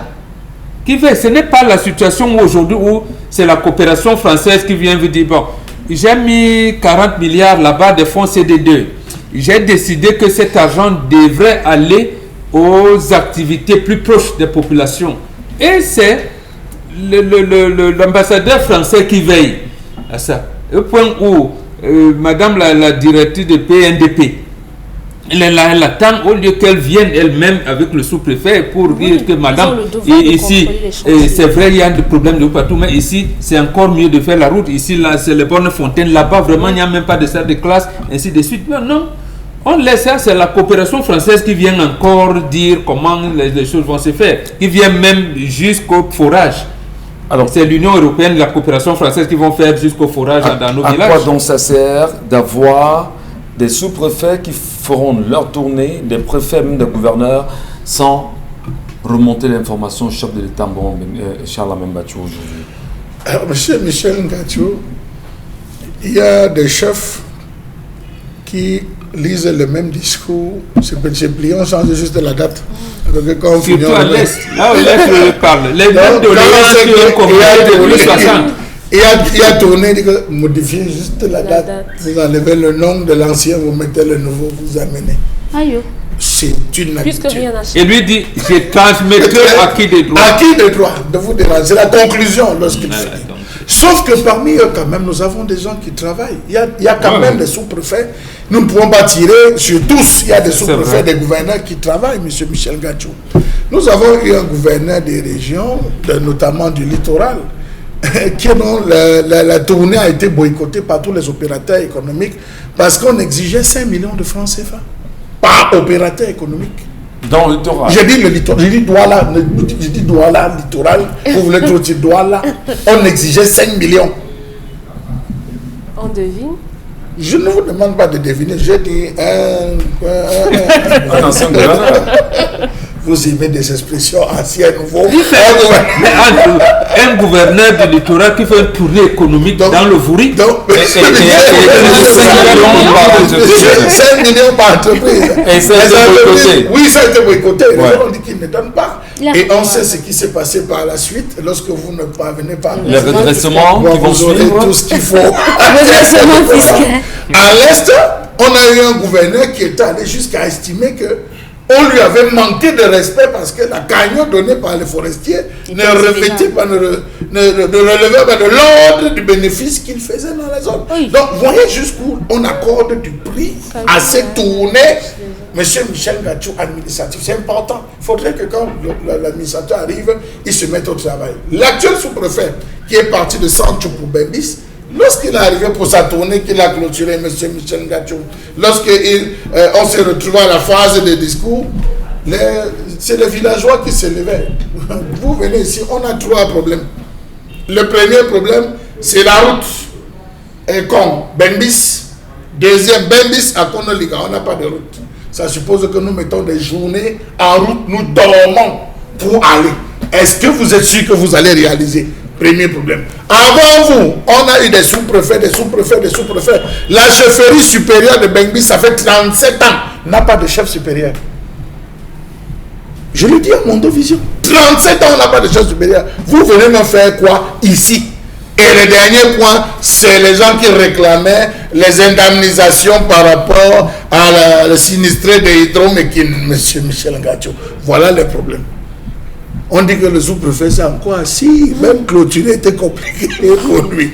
Donc, il y a parfois pour certains problèmes qui ne relèvent pas de la compétence. Quand vous venez d'un sous-préfet, il a 37 ans, vous n'avez pas réussi à installer un chef supérieur. Lorsque vous arrivez, on dit, nous voulons un chef supérieur. Si les autres n'ont pas installé, est-ce que c'est moi qui viendra? La question des sinistrés de Hydro-Mékin. Mais je vous assure qu'au lieu d'être une tournée, c'était même littéralement une agression. C'était littéralement une agression. Allons voir comment ça se passe. Il paye les frais justement de ses prédécesseurs. Est-ce qu'on va dire qu'il paye? Est-ce qu'on va dire qu'il paye? Vous savez, parfois, pour vos corrigeants, on vous envoie dans une zone chaude de M. Michel Ngacho. Est-ce que c'est une affectation disciplinaire? Allez savoir. Vous avez d'autres sous-préfets à l'instant. Tout à l'heure, Karine a parlé du sous-préfet de Ngaham, qui est descendu plus de donner des torches et tout le consort. Vous allez vous rendre compte que dans l'arrondissement, je prends l'arrondissement de Bazou par exemple, où le sous-préfet dit je ne sors pas. Il est descendu, je prends un cas à l'hôpital dispensaire de Fekba, il est entré, c'est assis. Il a évalué, j'ai dit évaluer M. Michel Ngacho, les médicaments, les stocks de médicaments disponibles. Il a évalué en demandant qu'on lui fasse une fiche à l'instant. Il avait des bottillons. Il a évalué en termes de reprofilage des routes. Si la route n'était pas reprofilée, il ne descendait pas. Il a dit aux élites, l'argent que vous allez me donner ne me servira à rien. Reprofilez la route. Et je peux vous dire, passant par fait, vous êtes à Bassamba, vous êtes à Tonga, vous êtes dans cette zone, il a exigé qu'il y ait un route. Non, je vous dis, il y a des gens qui travaillent sur le profil de la route, quand on sait justement qu'au Cameroun, il y a une loi qui ne permet pas à un Camerounais de... Non, ça vient de l'autorité. De l'autorité, le représentant. Il fait les démarches nécessaires pour ça. Le gars, il allait, là, il faut tirer un coup de chapeau à toute l'organisation. Vous avez une zone comme Djenta, c'est un village qui n'avait pas de lumière. Et grâce à les différentes démarches entre l'honorable Tchania, le maire et le sous-préfet, le Tifazé qui arrive. Non, je dis, il y a des sous-préfets qui, lorsqu'ils débarquent, ils estiment que avant que je ne vienne, vous devez au moins faire quelque chose. Vous avez des élites dans le village qui cotisent parfois 10 millions, 15 millions, et ils exigent que la réception se passe chez lui. Quand il finit, c'est pour mettre le sous-préfet dans la poche. C'est ce que Bobo est en train d'expliquer en disant que c'est des tournées qui deviennent plus des tournées gombotiques que des tournées liées à quelqu'un qui travaille. Vous allez sortir de cet arrondissement, vous allez dans un autre arrondissement, ce n'est plus pareil. C'est la souffrance extrême que rencontrent les populations. Donc j'estime que les gouverneurs, les préfets, les sous-préfets, en arrivant, parce que la première chose qu'ils font, c'est les tournées individuelles. On commence à dire quels sont les loups de ce village. Quels sont les loups de cet arrondissement? Le soir, on vient toquer, on dit, monsieur, informez votre patron que le sous-préfet est là. Le sous-préfet, vous ouvrez, c'est des gambas, c'est tout. Après, il vous annonce sa tournée. Voilà un peu ce jeu qui se passe dans certains arrondissements. Merci, et qui laisse véritablement les gens... Merci beaucoup, M. Mbachou. Et puis, on regarde encore nos sous-préfets, nos préfets, nos gouverneurs ce matin de l'endroit où ils sont. Peut-être beaucoup ne regardent pas et qui n'ont télévision parce qu'il y a des contraintes. Désolé, on vous entend. Oui, il n'y a pas d'énergie pratiquement dans l'Ouest. Il y a des contraintes d'énergie dans certaines localités. Mais pour ceux qui nous regardent ce matin, nous souhaitons encore vous dire, monsieur les préfets, sous-préfets, le regard du peuple est sur vous. Si vous y avez vraiment signé un serment pour pouvoir servir le peuple camerounais vous regarde. Qu'est-ce qu'ils vous ont demandé lorsque vous preniez justement fonction dans leur localité ou encore dans leur région, voire même leur département? Qu'avez-vous promis à ces populations? Et maintenant, population, est-ce que vous aussi, vous n'avez pas à exiger des comptes justement au préfet, au sous-préfet, voire même au gouverneur, lui demandant ou en disant, mais il y a un an, nous vous avons remis ceci sous la main. Où en es-tu? Est-ce que celui qui est censé justement recevoir nos informations les a reçues, oui ou non? Alors donc, les populations également ont un devoir justement de recevoir en retour justement ce qu'ils ont émis comme idée. Charles Amembatou, oui, monsieur Michel Ngacho, nous allons prendre le cas de Sancho. Où le sous-préfet, quand il faisait la descente, il a mené des enquêtes. Quand il descendait, il a invité les gens de Néo, les gens de Kanwata et consorts. Quand on fait le discours, on dit problème de lumière, il dit stop, pause. Je suis avec les responsables. Répondez. Il faut quand même dire que c'est important. C'est juste pour vous rejoindre en disant qu'il y a quand même des gens, des sous-préfets, il a demandé. On a stoppé le discours. Il dit au monsieur de Néo, exprimez-vous pourquoi il n'y a-t-il pas de lumière. Moi-même, je suis arrivé, j'ai constaté des coupures de courant et ils ont la possibilité, comme disait Ponton, c'est un débat ouvert. C'est une séance de travail, c'est un débat ouvert. Voilà, vraiment. Merci beaucoup à vous, merci Chalamel. Dans un instant, madame, on passera à la revue des réseaux sociaux et on va lire bien sûr vos nombreux messages. Mais avant, on se pose encore la question de savoir qu'est-ce qui explique jusqu'à présent la mise à résidence suivie du professeur Maurice Kamto aujourd'hui. On en parle encore parce que c'est une actualité politique qui est bouillonnante. Est-ce que finalement le Cameroun sera en train de servir d'exemple aux pays africains en ce qui concerne la gestion des politiques, si vous voulez, des opposants les plus, on va dire, inquiétants pour le régime? Prenons le cas aujourd'hui de la Guinée-Conakry avec Cellou Dalein Diallo, qui lui également connaît un sérieux souci dans son pays. Prenons le cas de la Tanzanie aujourd'hui. Prenons le cas, on va dire, avec des pays un peu comme la Côte d'Ivoire. On sait comment ça se passe en ce moment avec Pascal Affi-N'Guessan là-bas. Quel est le regard que vous, Africains, vous jetez sur l'attitude des pays africains qui semblent vraiment rentrer dans une dictature encadrée où on ne veut pas libérer la parole? Mais surtout, on se pose mille plus une question. Qu'est-ce qui explique aujourd'hui le silence des Nations Unies? Qu'est-ce qui explique aujourd'hui le silence des institutions, on va dire, sous-régionales? La CEDEAO ne s'exprime peut-être pas là-dessus. Au niveau du Cameroun également, on n'a pas entendu la CEMAC dire quoi que ce soit concernant Maurice Kamto. Est-ce que la politique, justement, ne concerne pas aussi ces institutions internationales ou régionales pour pouvoir revenir à des états de droit dans ces sous-régions africaines aujourd'hui? On va également justement se poser la question de savoir qu'est-ce qui se passe aujourd'hui entre le parti Univers du professeur Nkoumvondor et le parti PCRN de l'honorable Cabral Libi. Vous le savez, depuis pratiquement 5 jours aujourd'hui, Nkoumvondor ou le parti Univers demande des comptes absolument à Cabral Libi après, pour solder le passif, bien sûr, des élections présidentielles de 2018. Il demande à revoir les comptes, les 13 millions qu'il aurait reçus. Qu'est-ce qu'on a fait avec le mouvement? 11 millions de citoyens. Ça chauffe entre eux. Il a 8 jours, là il s'agit bien sûr de Cabral Libi, pour voir dans quelle mesure il peut avoir un moment d'échange, d'entretien et revenir à une solution paisible et importante entre les deux formations politiques.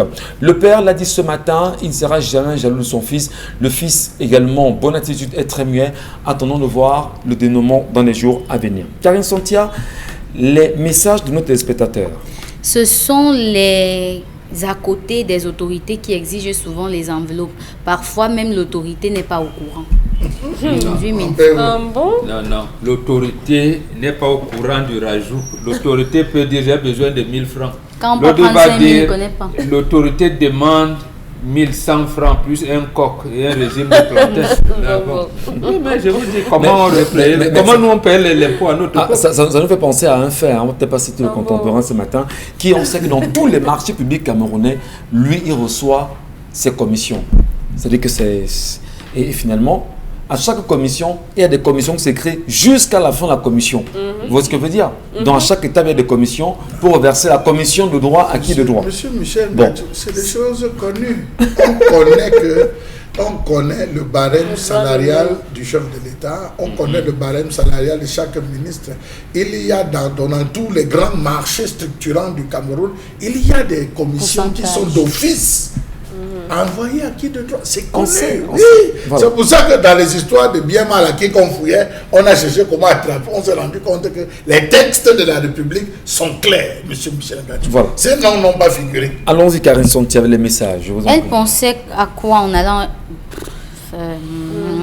allant se donner sans se protéger. Là maintenant, elle va seulement lire Isabelle Ngoula. Elle joue la carte x2. Celui qui donne tombe dans son piège, elle gagne. C'est pas facile de dire à l'autre que je t'ai trompé et aussi l'autre n'est pas facile. Ce n'est pas facile d'accepter. Mais il faut faire un effort quand même. Et surtout qu'il y a un enfant au milieu. Si c'était il faut un peu d'humanisme. Il y a des rites après. Les traditionnalistes nous disent que si vous ramenez un enfant qui doit pleurer son père, entre guillemets, c'est dangereux pour lui. Donc, si elle écoute et qu'elle ne veut pas que son enfant meure comme ça, elle a intérêt à parler. Très bien. Tu fais comment pour sortir avec ton boss? Pire, quand tu as un compagnon à la maison, nous-mêmes les femmes, supporte seulement, maman. Ça commence Dora, par le Mimi, travail Mimi. qui finit tard, les travaux supplémentaires, les voyages avec Pas le forcément, bailleur. Non, ce n'est Pas pas forcément, ça. C'est Même que pas vous ça. n'avez Pour pas- justifier non, non. celui à celui de la maison. Ça commence Même pas par ça. je te dépose. Voilà. Je te dépose. Vous en savez quelque chose? Madame, Mon ce patron matin, qui m'a je déposé vous à l'entrée. dépose. Ouais. On commence à vous déposer au carrefour. Devant Après, la on se boulangerie, rapproche, après la la boulangerie, boutique de on se Moussa. rapproche de la boutique et finalement, mais si ton mari la sort, je le salue. On vous appelle, Bonjour, je- vous venez saluer. Ah, Vous comprenez, officialisez c'est- une fois. Quand il salue, il a officialisé. Mon bon petit. Donc, ceux qui nous regardent ce matin devraient se méfier quand Faites on dit, mais attention si votre mari est à là, ceux qui déposent C'est vos là femmes. où vous devez prendre votre responsabilité. monsieur madame, Michel. vous nous dites quoi? Madame, je vais plus le voir chez Devant moi. le patron, je vous respecte beaucoup, messieurs. Si vous ramenez ma femme, encore, c'est Faut moi pas qui qu'elle- ramènera la vôtre. Comment? Parce que vous Terminé. faut toujours le principe d'équilibre. Oui, mais Cette maintenant- femme est une intéressée. Elle n'a pas aimé l'homme avec lequel elle vit. Elle aime la position sociale. C'est une arriviste. Elle voulait le raccourci. Sa calculatrice l'a lâché. Elle est devenue actrice dans son propre film. C'est parce que nous avons de routes. Même si le camion circule la nuit, il y aura toujours des accidents. Il faut les routes et un bon contrôle de la circulation. Le gros cœur des femmes, vraiment, tu vis avec un homme, ton patron te courtise, oui, le choc tombe et tu le fais sans te protéger. Quelle école que fait les femmes mal élevées? C'est pour ça qu'on dit souvent aux Le hommes message que est passé de toutes les façons. quand vous n'êtes pas sûr de l'enfant, vous voyez souvent ce geste. Le père coupe la viande parfois, il met dans la bouche de l'enfant. Il offre. Parfois, non, il donne. Quand vous n'êtes pas sûr de l'enfant, quand il y a des doutes, la femme parfois ne doit pas vous laisser faire ce geste. C'est un geste qui soit peut vous condamner, vous l'homme, soit condamner l'enfant. En quel sens là, M. Mbachou? Parce Je que vous ai expliqué, manger, parfois le père mange, il met dans la bouche de Beaucoup l'enfant. vont essayer ça. Oui. Cette fille que ne perd les le pères temps. fassent donc attention, ceux qui nous regardent là, parce que... Oui, faut c'est pas pour dire dire le que temps. voilà un cas qu'on a Hein? ramené, à la maison. Il y a tous les pères, tous les parents le font. À des moments, écoute, parfois il boit. Quand il finit de boire, il donne à l'enfant. Si l'enfant à côté, soit quand il boit, il donne dans la bouche de l'enfant. C'est pas bien. Donc elle a ramené cet enfant, c'est un poison qu'elle a ramené dans la maison. Tant qu'il vivra, ce sera un poison et pour elle Et pour l'homme. Et pour l'homme. C'est très Et pour dangereux. l'enfant. Merci Non, pas beaucoup, pour Karine. l'enfant. Nous vous écoutons, Karine. Cette fille Sanchez. nous perd le temps. Elle n'a juste pas eu ce qu'elle attendait du patron, dû à ses longs yeux. Maintenant, elle veut qu'on l'aide à marcher sur l'homme qui l'a tenu durant tout ce temps. Sidi Graillé. Le drame, c'est que si elle ne dit pas à ses collègues, tôt ou tard, elles le diront. Le jour du voir bébé. You cherche Ça va à se you mouiller. trouve. La ressemblance. On va dire, mais ton enfant ressemble au père là comme ça. Propose comme ça. You cherche à you trouve. Qu'elle libère le pauvre agent d'entretien car il ne mérite pas une telle trahison. Femme, qui es-tu réellement? C'est Forania. Ah, la femme, on ne va jamais la comprendre. On ne sait même pas ce qu'elles veulent finalement. Dans l'histoire du jour, c'est le patron qui est la victime parce que la fille a été avec lui pour l'abandonner par la suite. Non, pourquoi? Non. Le patron est un bon joueur. C'est même un Il a la palme d'or. Il dépasse même Ronaldinho. Il mérite une palme d'or. Si, On va dire que c'est un bon mathématicien. 10. hein. Comment dit, Il s'est dribblé, il s'est dépasse marqué. même Ronaldinho. Passement de jambes. C'est clair. Hein. Passement de jambes. C'est un fin c'est centré. calculateur. Et Hein? s'il tombe sur une femme facile, tant pis. Ah, mais dis Il a donc. une très bonne lecture de Est-ce la qu'on psychologie. Ça, la femme est-ce qu'on de ne devrait chez- pas également, à un moment donné, peut-être parce qu'on en manque de vision, saluer nos nombreux téléspectateurs, dire est-ce qu'on ne devrait pas être sélectif quand même, nous les garçons? Il a sélectionné. Sélectif Qu'est-ce que quand vous même, avez dit non? ce Et matin? que- Non, il faut être sélectif. Est-ce qu'on va être n'importe qui? Mais il a n'importe quoi, sélectionné ce n'importe patron. comment? Ce patron de l'histoire, il a Il y a sélectionné. des hommes qui mangent Hein, tout, il faut comme. qui Ah, il y en a prennent qui tout. mangent tout. qui prennent tout ce qu'ils voient. Tant que ça a une jupe, vraiment c'est mangeable. Il y a des femmes qui, lorsqu'elles vont au travail, imaginent qu'elles vont en boîte de nuit. Charles, avez-vous réglé vos comptes? Merci beaucoup. Allez, dit qu'il y a des hommes qui sont obligés de compléter. Allez, merci à vous. Merci infiniment de nous rester là. C'est un talk show et nous savons d'ailleurs que beaucoup de femmes sont très proches de nous chaque matin à travers ce programme. Nous vous saluons, madame. N'oubliez pas qu'à midi, monsieur viendra manger. Hein. N'oubliez surtout pas. C'est important. Allez, la revue des réseaux sociaux, justement, Karine Santia. Qu'est-ce qui a fait la une sur la toile ces dernières 24 heures. Ce qui fait la une particulièrement de la toile ces dernières 24 heures, c'est notamment l'affaire Camerco, Lion Indomptable et le Mozambique. Il faut dire que les Lions Indomptables ont joué contre le Mozambique hier et ont remporté le match retour. Et depuis, alors qu'ils allaient rentrer directement après cette rencontre sportive-là, ils n'ont pas pu retourner justement parce que arrivé à l'aéroport, l'avion de Camerco n'avait pas de kérosène. Il fallait alors payer ou encore payer les frais de kérosène pour en avoir. Maintenant, pendant les tractations, d'abord les autorités de Maputo ont demandé que le paiement se fasse par cash. Lorsque l'État du Cameroun a proposé le cash, les autorités ont plutôt demandé un virement cette fois-ci. Ce qui a fait en sorte qu'il y a certains joueurs qui sont proposés même de le faire à travers leur chèque, mais l'État, leur carte, voilà, et ils ont refusé. Les Lions ont été obligés de rentrer dans leur hôtel et y passer la nuit. Il faut dire que cet état des choses-là, même notamment, cet état de choses notamment nous revient alors que pendant le voyage, les Lions Indomptables ont eu beaucoup de difficultés. Ils sont arrivés à l'aéroport de Maputo à 23h15. Ils n'ont pu rentrer dans leurs hôtels respectifs que 2 heures après. Donc ils ont poireauté à l'aéroport pendant 2 heures avant d'être 3 heures avant qu'on ne vienne les chercher. Et cet incident-là cause de graves pertes à l'État du Cameroun, justement parce que l'avion de Camerco était le seul qui nous permettait d'effectuer des vols domestiques entre Douala et Yaoundé, Douala et Garoua notamment. Et depuis lors, les vols qui étaient prévus aujourd'hui seront forcément annulés. Alors, deux faits. L'image du Cameroun est entachée.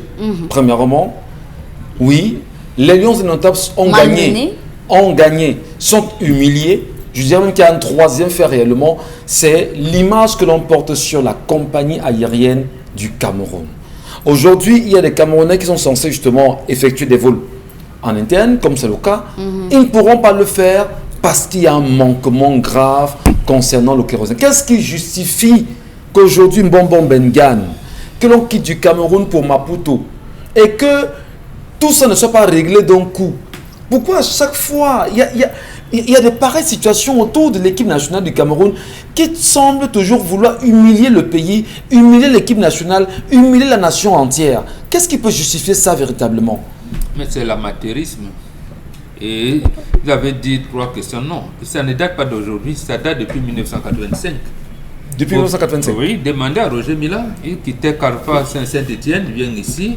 On dit heureusement que pour la plupart des cas, lui, il devait rentrer par Air France, donc il pouvait prendre ou UTA, à l'époque prendre ça n'importe où, et parce qu'on faisait les trafics et tout. Mais chaque fois qu'il devait voyager pour prendre le vol à Douala, il ratait quand on était à l'extérieur, en Guinée, Gabon et tout. Donc c'est récurrent. Il en a vécu, Joseph-Antoine Bell et tout. Ils en ont vécu ça, c'est pas la première fois.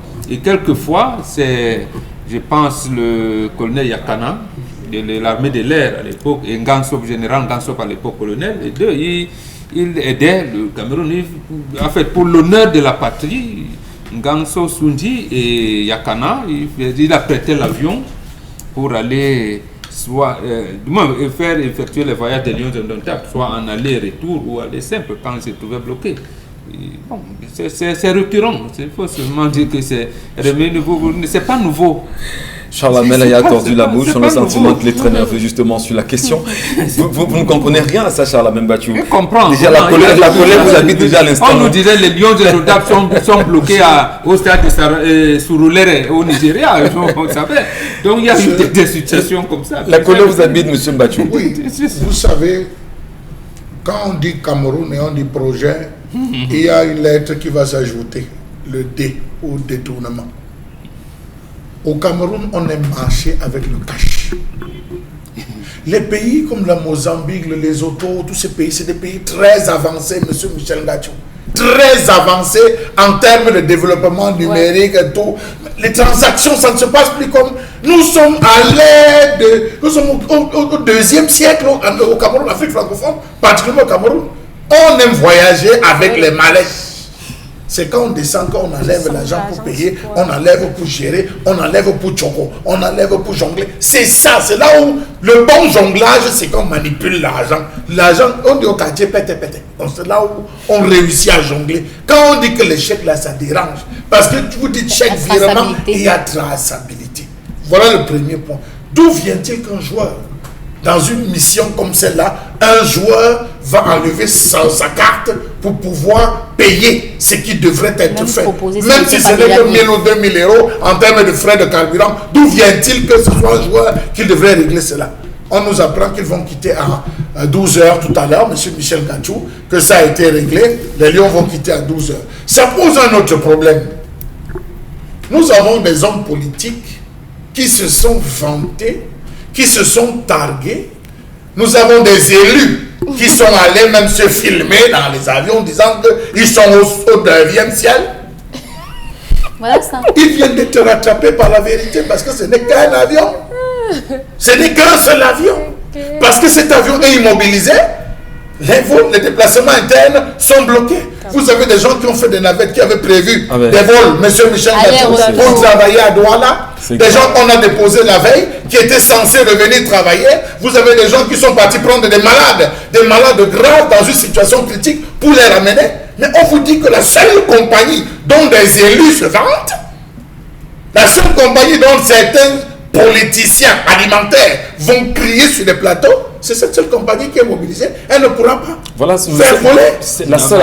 La mêle, il y a pire. D'abord, le fait d'être stationné pendant une durée long, il faudra payer. Et voilà, les allocations. Il faudra payer ça là-bas. C'est très grave. Mais il faut dire que c'était samedi. Dire même, Karine, est-ce que comme tout est possible dans ce pays, c'est pas fait à dessein? Parce qu'en réalité, quand vous partez, vous savez ce à quoi vous êtes justement confronté. Quand Bombok explique et dit qu'effectivement le stationnement de cet avion, un jour en plus sera payé. Oui. D'accord. Sans payer à quel montant? Et l'avion est loué. Et l'avion est loué, effectivement. C'est l'avion ukrainien, il faut préciser. Mais il faut noter qu'ils sont à Maputo depuis samedi. Ils sont là-bas depuis samedi, ça veut dire que même quand l'avion était stationné et que les joueurs étaient dans leur séance d'entraînement ou encore dans les hôtels, l'avion aurait pu être notamment rempli de carburant. Si on voulait même mettre 100 000 litres, on aurait fait tout ce qu'on voulait faire. Le temps que ces joueurs finissent et reviennent prendre l'avion pour rentrer. Comment est-ce qu'on attend le moment où ils veulent rentrer pour le faire? Maintenant, il y a d'autres hypothèses qui établissent que c'est certainement un règlement de compte après avoir perdu 2 matchs face au Cameroun. Genre, oui, il y a des... C'est trop facile. Toujours les fuites en avant. Oui, c'est tellement le mauvais cœur, comme on dit souvent. Parce que, mais il a expliqué que c'est une guerre psychologique dans le sport. Non, mais c'est perdu de vue. Laissez-nous les fausses pistes. La distraction. Les conneries. Vraiment. On sait, même les Ukrainiens qui nous ont loué l'avion, ils savent bien que le vol va durer 4 heures, 10 minutes, va être temps, et on viendra les reprendre tel jour, à telle heure, et ils sont là sans carburant, sans kérosène. Ça veut dire qu'il n'y a pas eu de visite technique avant? Écoutez, ça se passe comment pour les gens qui prennent les avions là? Quand l'avion doit se déplacer, on ne contrôle pas le carburant. C'est le domaine où, j'allais dire, les normes sont respectées à la lettre, parce que c'est la vie des personnes qui... Il y a aussi des explications comme quoi le moment où les joueurs devaient voyager, on a fait 3 jours avant, on a fait les tests de Covid, certains ont été... C'est faux, c'est faux. Mais les joueurs sont internés, ils ont joué ici à Douala, ils sont en confinement. C'est pour ça que là, d'abord, le match doit être joué à huis clos. Donc il n'y a pas... C'est déjà respecté.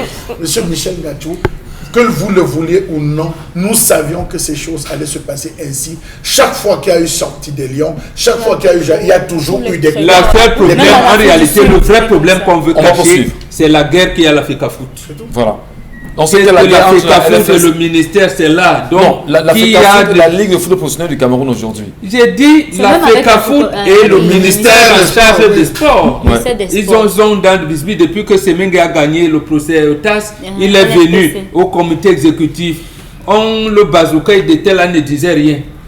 Lui, membre, étant vice-président de la FECAFOOT, des membres, il ne disait rien. Qu'attendait-il, on ne sait rien. Ce sont ces guerres-là, parce que là-bas, comme disait Jean Labernand dans son livre, l'argent se promène dans les sacs Mbandjo.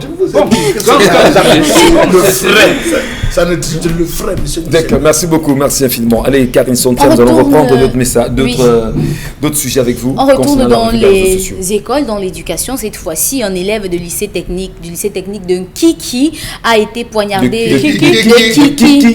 Kiki a été poignardé, le Mbam et Inubu a été poignardé par un autre élève du lycée de Mouko dans l'arrondissement de Kiki, département du Mbam et Inubu, hier aux environs de 14h30 dans les encabures du lycée de Mouko. L'élève Makianiam Mohamed de seconde F4 a été assassiné d'un coup de poignard dans le cou par le nommé Kemi Kevin de la première A espagnole qui s'est enfui après son acte.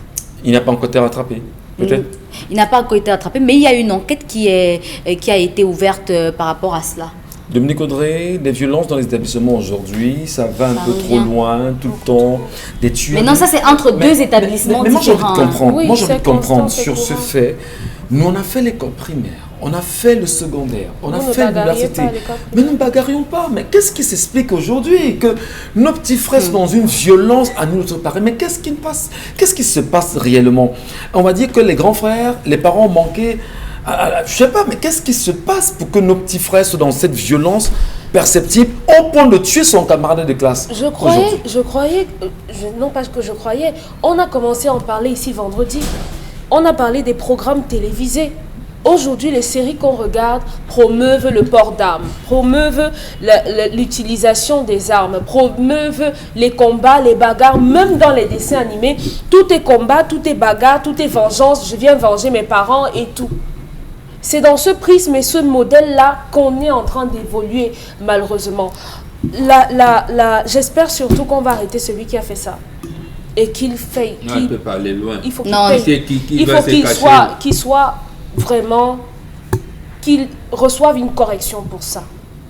C'est assez grave quand même. Ça fait Oui, bien sûr le tour de la toile. La semaine dernière, j'étais dans un taxi. On a assisté, il y a... un lycée, comme les lycées sont au bord de la route là, il y a des agences et tout. On a vu des élèves traverser la route, casser une bouteille en plein goudron et courir après des élèves qui venaient de sortir de l'établissement. C'est un peu courant. C'est où ça? Le couloir de l'école publique jusqu'à Ange Raphaël là-bas. Donc vous voyez une bande d'enfants qui traversent de genoux, qui traversent la route. L'autre a cassé la bouteille et il court après d'autres. Sous le regard des gens dans la rue. Alors, à un moment donné, on se dit, qu'est-ce qu'on peut faire, qu'est-ce qu'on doit faire pour récupérer nos enfants qui rentrent dans la violence? Des maisons de correction. Des maisons de correction? Mais c'est plein, c'est bondé. Non, il n'y en a pas. Il n'y en a pas. Non, il n'y en a pas. Il y a des programmes, s'il te plaît, Père Momok. Je regarde des programmes à l'étranger, aux États-Unis par exemple, où lorsque des enfants deviennent un peu trop récalcitrants à la maison, les parents les inscrivent dans des programmes, dans des prisons. Et on les met justement dans le moule pour ceux qui consomment de la drogue, qui sont violents et tout. On vous dit, quand vous consommez, quand vous êtes violent, c'est ici que vous risquez de vous retrouver et on les met dans l'univers carcéral. Ça passe par les tenues, les corvées et la nourriture. La plupart du temps, lorsque ces enfants sortent de là, ils reviennent sur le bon chemin. Donc, on a besoin des maisons de correction. Et c'est à ce moment que le ministère des Affaires sociales entre en jeu. Parce que c'est de son ressort. C'est ce ministère-là qui peut suppléer les autres ministères pour sauver notamment la ces justice, l'administration pénitentiaire. Oui, on a besoin de ça. Très bien. Bon, vous voulez faire une virgule là-dessus? Oui, tout à fait. En 1982, lorsqu'on transmet le pouvoir à Paul Biya, dans ce qui est appelé aujourd'hui feuille de route, il lui est dit que en 2025, nous serons à 40 millions d'habitants. Et pour maintenir cette population qui est de plus en plus jeune dans les activités génératrices de revenus et éviter l'exode rural, il y avait un certain nombre de projets qui étaient mis en place. Ce n'est pas pour rien que, par exemple, le service civique national de participation au développement était confié à un colonel, Edouard Etondé-Kota. Parce qu'il fallait redresser cette jeunesse. Voilà, et à côté de ça, on vous disait, on raflait ce qu'on appelle vagabondage nocturne. Quand on vous trouvait et vous n'êtes pas scolarisé, on vous donnait un peu d'argent et quelques hectares, il faudrait notamment à cultiver en konjok et tout. Mais il y avait également le centre de Bepanda, de rééducation de Bepanda. Il y en avait à Betamba, il y en avait un peu partout. Pour les jeunes filles qu'on appelait jeunes filles inadaptées sociales, il y avait ce qu'on appelle les home ateliers. Donc dans le home atelier, on leur apprend la couture et tout. En fait, pour se prendre en charge, il fallait limiter au maximum les vagabondages. Aujourd'hui, ces vagabondages nocturnes ont multiplié par 1000, plus les guerres au Tchad, en République centrafricaine, tout le monde s'est arrivé ici. La police et l'administration territoriale n'ont pas pu contenir ces populations-là. Elles sont ici dans les motos et tout. Et avec ce que cela comporte comme échange, les jeunes s'engouffrent et ainsi de suite, ainsi de suite. Ce que vous avez dit, quelque part, la démission des parents. Quand on parle de démission des parents, les parents, même à notre époque, ils n'étaient pas tout à fait là. Mais on avait les aînés au quartier, au village. Quand tu le voyais, il te corrigeait avant même que papa. Quelquefois, il te corrigeait, papa n'était pas au courant. Parce qu'un aîné t'a corrigé. Mais aujourd'hui, il y a eu un délitement. C'est très grave. Je voudrais, avant vous, cher Lamal Mathieu, peut-être préciser pour nos petits frères qui nous regardent ce matin. Je dis, moi, je suis un enfant d'un Komkana. Vous connaissez Komkana quand même. Je suis d'un Komkana. Moi, je n'ai jamais vu le Banga. Je n'ai jamais vu le Banga de mes yeux. Je ne connais pas ce que c'est que... Je ne connais pas comment on joue aux cartes. Je ne connais pas ce que c'est que vous appelez ça quoi. Non, on peut jouer un peu Ludo, on peut jouer au damier, les jeux de dames. Mais je ne connais pas ce que c'est que jouer aux cartes. Il ne connaît pas le dé. On ne connaît pas ça. On n'a jamais vu. Je ne connais pas ça à quoi ressemble, je dis, le chambre. Et pourtant, nos petits frères aujourd'hui, il y a quelque chose qui ne va pas. Moi, la seule fois où j'ai tenté de jouer au Lido, quand j'ai lancé 5, j'ai poussé 2 ici et 3 là-bas, on me dit que c'est pas comme ça que ça se joue. Non, pas le D si, bonbon. On joue avec ça comme pas. Le D, c'est pas ça. C'est pas des jeux en général. Maintenant, le banga, tout ça. Non, parce que c'est pour le D, le petit. Mais comment vous comprenez que nous-mêmes petits frères, on parle du tramadol aujourd'hui, c'est eux. On parle des lames de rasoir dans les sacs, c'est eux. On parle des couteaux dans les sacs, c'est eux. Des tournevis dans les sacs, c'est eux. Finalement, ils vont faire quoi à l'école? Qu'est-ce qui se passe? Monsieur Michel Ngatiou, lorsque vous avez affaire à un régime qui a mis en place comme force de loisirs des tapés chinois dans tous les différents quartiers, entre deux quartiers, à côté des écoles, entre deux maisons, les tapés chinois, vous vous attendez à quoi? C'est la première question. Est-ce qu'on peut construire une société avec la prolifération des différents jeux d'hasard? C'est la première question que je vous pose. Je vous dis grosse prolifération. Grosse prolifération. Je vous dis non. Dans tous les quartiers, descendez à Grand Moulin, allez à New Delhi, allez à Nebel. Bepanda, c'est le royaume. C'est le royaume. Entre 3 maisons, il y a un tapé. Oui, et vous voyez, tous les vendredis, c'est un Chinois qui a la zone de Bepanda, qui fait la ronde, qui prélève. Et c'est lui seul qui peut réparer. C'est lui seul qui peut réparer, c'est lui qui peut prélever. Comment on peut évoluer dans un pays avec cela? Première chose. Deuxième chose, comment est-ce qu'on peut mettre en termes de valeur l'unité de détournement au Cameroun? C'est du milliard. Voilà ce que les gens voient aujourd'hui. On dit que tu es arrivé quand tu as une voiture, tu as une maison, tu peux t'offrir les femmes que tu veux et boire comme tu veux. Je profite pour tirer un coup de chapeau au sous-préfet de Bolova Premier, qui a fait une circulaire. Dans cette circulaire, il a dit: enseignants et élèves, on vous attrape aux heures de cours. On ne discute pas, on vous défait directement. Je dis enseignants, on vous attrape à déambuler dans les rues, on vous défait. Puis, si on arrive dans un snack bar, on vous coince dans un bar, que vous soyez la tenue, que vous preniez même le soir. Parce que vous êtes censé, si vous buvez dans un bar le soir, vous êtes censé avoir la carte nationale d'identité. Si vous n'avez pas de carte nationale d'identité, que vous êtes élève, on vous défait. Je tire un autre coup de chapeau au proviseur du lycée de Deido. Hier, on a attrapé un élève de Fonterie qui avait un couteau et l'autre qui avait une lame. On l'a radié systématiquement de l'école et on l'a remis à la disposition du commissariat public, histoire d'enquêter, de savoir quelle est la raison pour laquelle il venait. Je crois que, je prends ces 2 cas pour dire que voilà des exemples, c'est la rigueur. Il faut des mesures désormais fortes forte. Souvenez-vous, pour pouvoir régler souvenez-vous cela. justement des mesures liées au téléphone dans les établissements. Est-ce que vous savez que nos petits frères, nos Ils vont petites sœurs toujours avec vont les toujours à téléphones. l'école Ils enregistrent avec les mots téléphones. des enseignants. C'est incroyable, Charles Ils enregistrent. Donc, Monsieur Michel, vous avez faut des bars, vous avez la notion de bar, ces enfants qui consomment énormément. Et on sait Vous avez ces cette bars. affaire de chicha qu'on distribue désormais, même les bars de vous quartier. parlez de chicha? Même les bars de quartier, Monsieur Michel Gachou, ont déjà... Monsieur Mbachou, je ne vais pas vous vous arrête. couper. Je ne vais pas vous couper. Vous avez vu les drinks qu'on a fait dans les quartiers aujourd'hui, Makepe, Bepanda et autres. C'est devenu des grands centres pour C'est ça, les bars. pour les chichas. Un petit conteneur, un petit kiosque à Colbox à La le bar. voilà. Est-ce que vous savez, il y a un On coin doit là, se- il y a un coin là à Aqua avant, Ceux je qui vais dire, servent la boisson aux élèves. Des cages. derrière Des Douala cages. Bercy. Non, la rue en face de Douala Ah Bercy. oui. Il y Ça, a c'est- un coin. On appelle ça l'université. Il y a un coin, C'est vous y l'université. passez le soir, vous vous rendez compte que vous avez des enfants, je dis bien des enfants, des jeunes enfants, tous, chacun a sa chicha.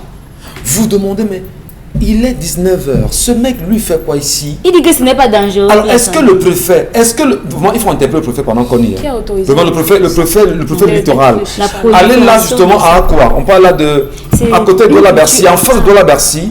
Il faut voir cette jeunesse qui est là. Et tous les soirs, ils y sont avec des motomanes. C'est très dangereux. Et nos petits frères quittent des établissements, les lycées, les écoles, se prennent rendez-vous là-bas avec leurs camarades de classe. Monsieur Michel Gachou, Pour des chichas. nous C'est même pas interpellons ce ici truc-là, aussi, chicha. nous interpellons aussi C'est le une ministre. forme de drogue. Nous interpellons aussi le ministre de la Communication. Oui.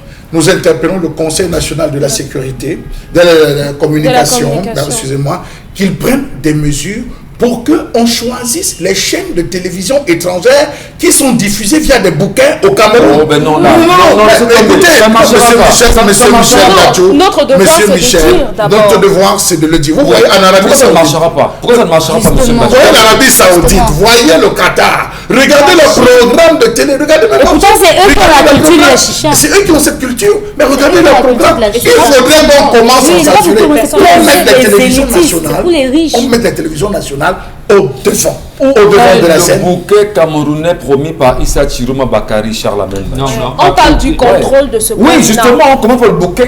Issa Chiroma nous a promis un bouquet camerounais. TNT. Ou la TNT. Où en est-on? Si on avait ce bouquet camerounais, est-ce qu'on serait là avec des problèmes pareils? Il y a deux choses qui doivent aller ensemble. Vous aurez tout le même problème. L'instruction et l'éducation, il faut éduquer les jeunes et les instruire. Mais à côté, il faut des centres de loisirs. Tout à fait. Les jeunes, On les veut jeunes, voir ils de sont ça. en mouvement. À l'époque, lorsqu'il y avait des films de Shaolin, de tout ce que vous voulez, il y avait bien les rangs à l'enseignement et il y avait l'évangile. Mais l'évangile, c'était quoi? C'est que, comme on a tué mon père, tu vois un jeune homme de 4 ans, il regarde comme ça, il commence les entraînements pour venir faire l'évangile. Ça amenait aux arts, Les aux arts pratiques martiaux. des arts martiaux. Qui permet Donc, de cadrer. et ça pullulait dans les quartiers. Ceux qui voulaient jouer au basketball, au volley, au handball, il y avait des moyens. Il y a un Ouais. développement Oh. qui doit se faire avec la mairie. Les Mais municipalités doivent justement, encadrer ça. ces mêmes municipalités ont vendu ce terrain pour les stations-service et tout. Donc, le béton est venu remplacer les aires de jeu. Les jeunes centres, vont aller les où? Donc, espaces de on loisirs, les occupe parcs. les jeunes. On les occupe par les activités ludiques et sportives comme ça. Et c'est ça l'éducation. C'est ça qui accompagne l'éducation qu'on dit. Parce que dans un club de karaté, de judo, de tout ce que vous voulez, nous apprend le on leur contrôle, apprend le des self-control. choses là-bas. Un certain nombre de choses qui encadrent même, qui impliquent toute la société dans Merci. le bon organisme. Mais aujourd'hui, ils quittent, ils n'ont rien, ils n'ont pas de loisirs. Ils jouent au basket dans la cour, dans la rue. C'est un poteau, je ne Merci. sais pas moi, Tonel ou Captel qui Merci. sert Non, de trucs et tout. c'est bon pour aujourd'hui, je vous en prie. Madame, monsieur, on va se quitter, effectivement, mais avant de se quitter, le message depuis hier, on le passe encore. Je vous en prie, allez regarder, que le ministre des Travaux publics prenne sur lui de regarder l'axe Lou-Bangante-Douala. Si vous voulez, l'axe Lou-Bangante littoral, c'est extrêmement grave. Quand on parle des chiffres aujourd'hui, quand on parle des chiffres en termes de décès d'accidents, madame, monsieur, c'est justifiable. Allez voir comment on roule là-bas. Il n'y a pas de route, s'il vous plaît. À demain.